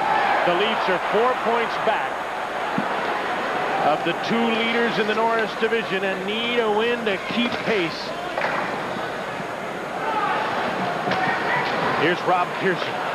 Checkton got a high stick as the puck is cleared outside the blue line. Here's Todd Gill now. His pass bounces to Pearson, tied up by Eagles. Hacked at by King, and he gulps the puck down into the attacking zone. Jets change quickly. The Leafs try and take advantage. John Cullen shoots off a leg and wide. Ulanoff has played a lot in this game, and here he is out there again blocking a shot. Thomas Steen sprints through center, in on the defense. Steen stays with the puck in front. Shannon, Forzano, what a save by Potvin! 2:56 to go in the third. We'll be back to Winnipeg after this.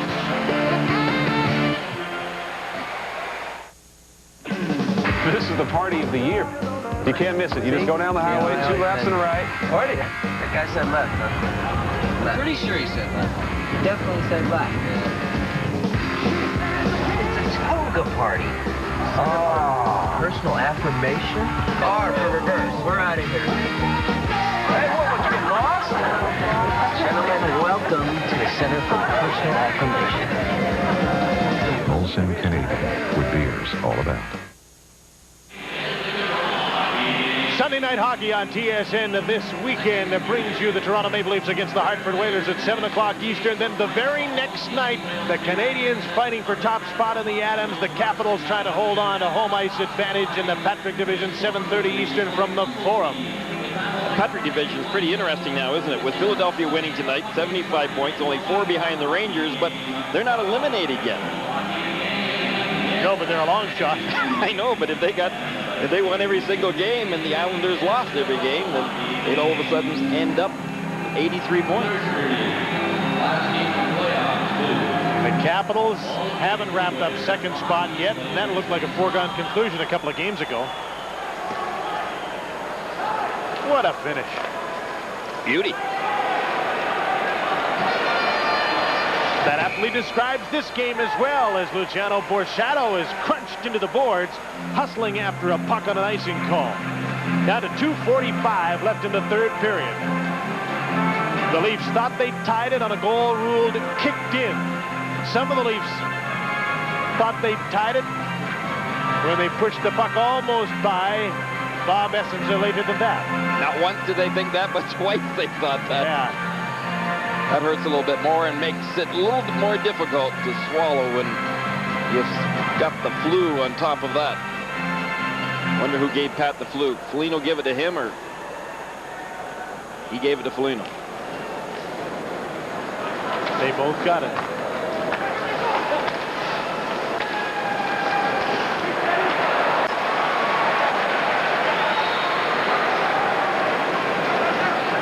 Here's Bob Rouse stepping up to the puck, and he hammers it in for Toronto. Andrechuk in behind the net. Gilmore goes after Teppo Numminen. Numminen calmly up the boards to center. McCowan gets away from Borsato. Andrechuk comes back for the puck. Into a crowd over the blue line. Got the puck in deep. Bob. Around to Luciano Borsato. Out to center. Here's Darren Shannon. Against Jamie McCowan, who missed as he tried to run Shannon into the boards. Under 2 minutes to play. Third period. 4-3 Winnipeg. Rouse dumped the puck in. Ulanoff is back. Can't clear it. Kept in by the Maple Leafs. Ulanoff fights for the puck and gets it. 3-on-2 at center. Phil Housley holds up, feeds Shamnoff, knocks it down in front. Somebody scores!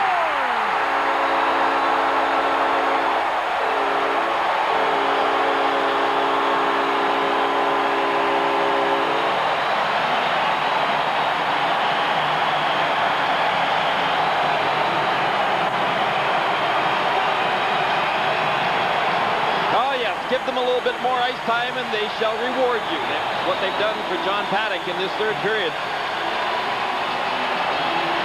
Clock ticking away. Shamnoff with a great pass right across to Solani, who just rifled that puck. No hesitation on his part. Worst nightmare. 3-on-2 with Housley, Shamnoff, and Solani. And Teemu Solani has taken over the lead in the NHL in goal scoring, his 75th. Puts this one away for Winnipeg. Unbelievable. 75 goals in your rookie season.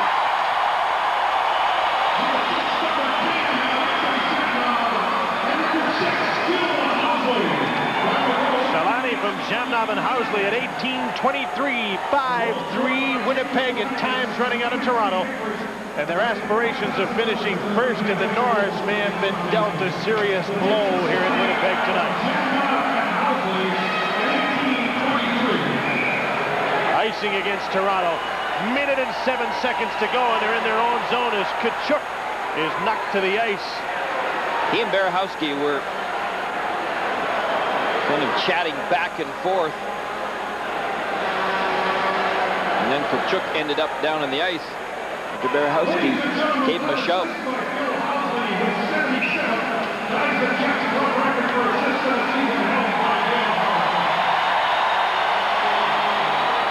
announced Solani's 75th goal, and they've also announced Phil Housley has tied a Winnipeg club record with his 77th assist. And now Todd Gill doesn't want this to stop. He wants a piece of Keith Tkachuk, and he's probably going to have to say so long to this game because of it.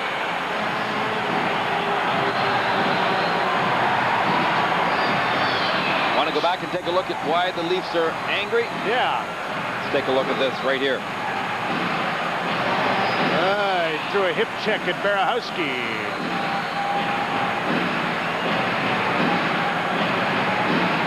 Berehowski, of course, would argue that he'd already released the puck in plenty of time, and there was no need for Tkachuk to throw that hip check. Can't argue much with him on that. Gill lost his temper and took a 2-minute roughing penalty at 18 minutes and 53 seconds, so the Maple Leafs will be shorthanded here.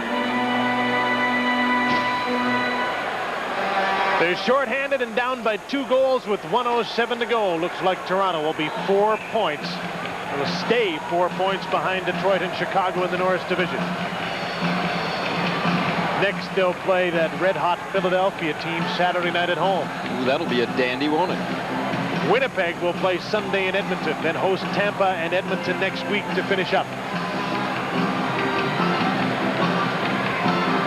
Club record for assists is 77 that Housley has just tied, is co-held by Dale Howardchuk. Up the draw. Numminen. Borsato. Shannon. Defensive power play for John Paddock as he just works the clock with less than a minute to go in the game.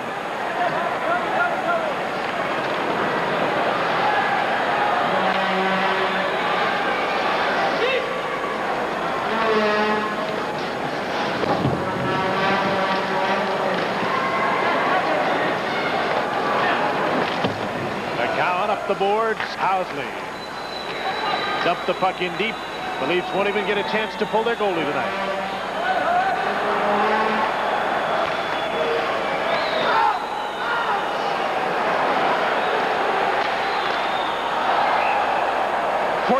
Seconds left.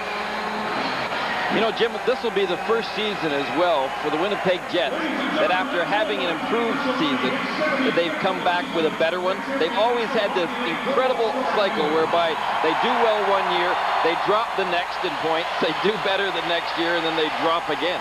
They've had difficulty making progression because of that, but this season, well, they've now bettered their record from last season. Give a lot of the credit to John Paddock, who kept this team together through a slow start and has been a rock of Gibraltar through the season. You make a good point about keeping them together. Somehow he's, with different styles in this team, he's been able to get them in the important time of the season to all pull on the same rope, and that's a pretty good sign going into playoffs. With a great mix of players from around the world, a lot of their problems have been off the ice, adjusting to a new culture, not just a new game. And they've had to have patience with them here. It's apparently paying off. For the first time this season, the Jets have defeated the Leafs.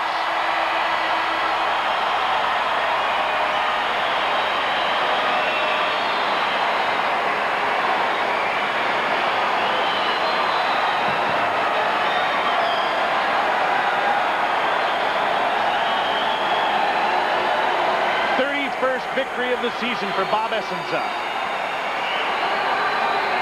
And the Winnipeg Jets, with the victory, are only a point back of Los Angeles. The Kings are playing San Jose tonight and hold third spot in the Smythe division. David Solani has taken the lead in goal scoring in the NHL with his 75th as his Winnipeg Jets have defeated the Leafs 5-3.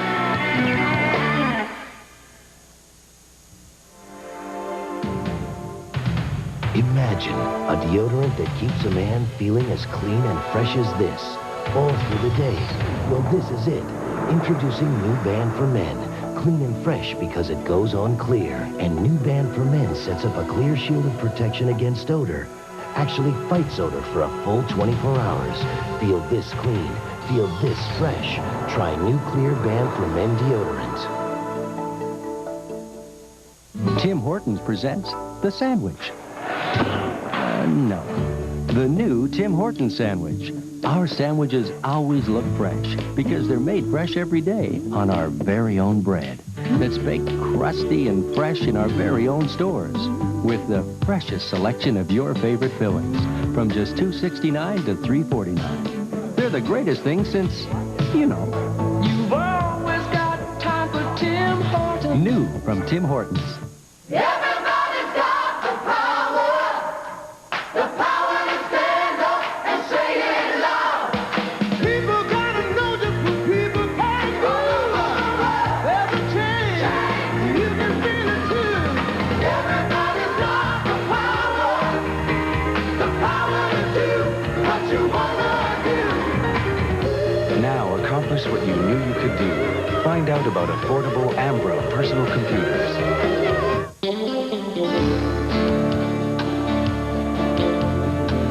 You can wait a long time for a good thing to come along. When you find it, you know it's right. The unmistakable, rugged good looks of Wolverine footwear and apparel. Quality crafted to improve with age. Capture the experience. Wear Wolverine, World Adventure footwear and apparel.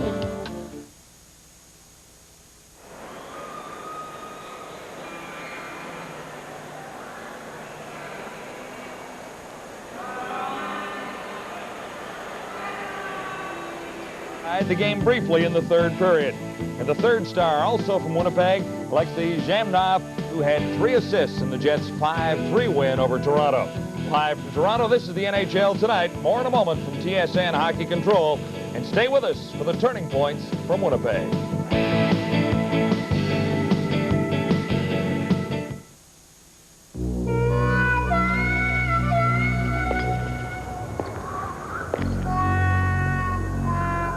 The Chevy Cavalier comes equipped with standard ABS brakes, which helps prevent wheel lockup, allowing you to maintain steering control during severe braking, unlike what could happen without ABS. Canada's best-selling car for 3 years running. Now comes with great leasing and financing options.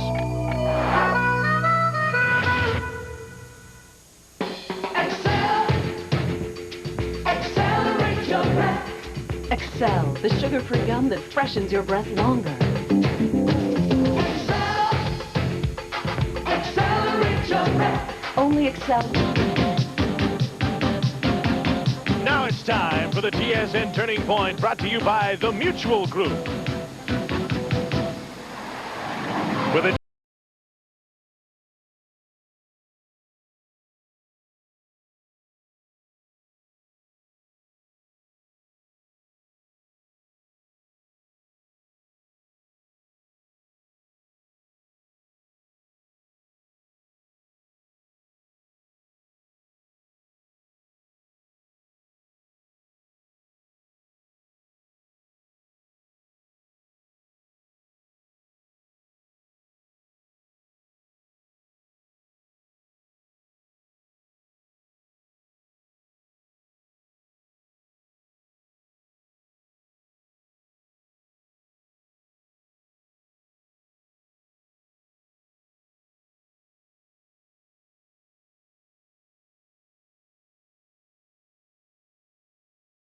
Okay, guy, let me give you a tip. Spoon. Joey, I hear you want to marry my daughter. Well, actually, yeah. See this bowl of chunky? It's loaded with tender meatballs and pasta. You eat it with a fork or with a spoon? I eat it with a fork. I use a spoon! But I respect a man with a mind of his own. Welcome to the family. Chunky, the soup that eats like a meal. For healthy-looking, shiny hair, you need the right conditioner. My hair had split ends. Now, Pantene Pro V has treatment conditioners for all types of hair. It's vitamin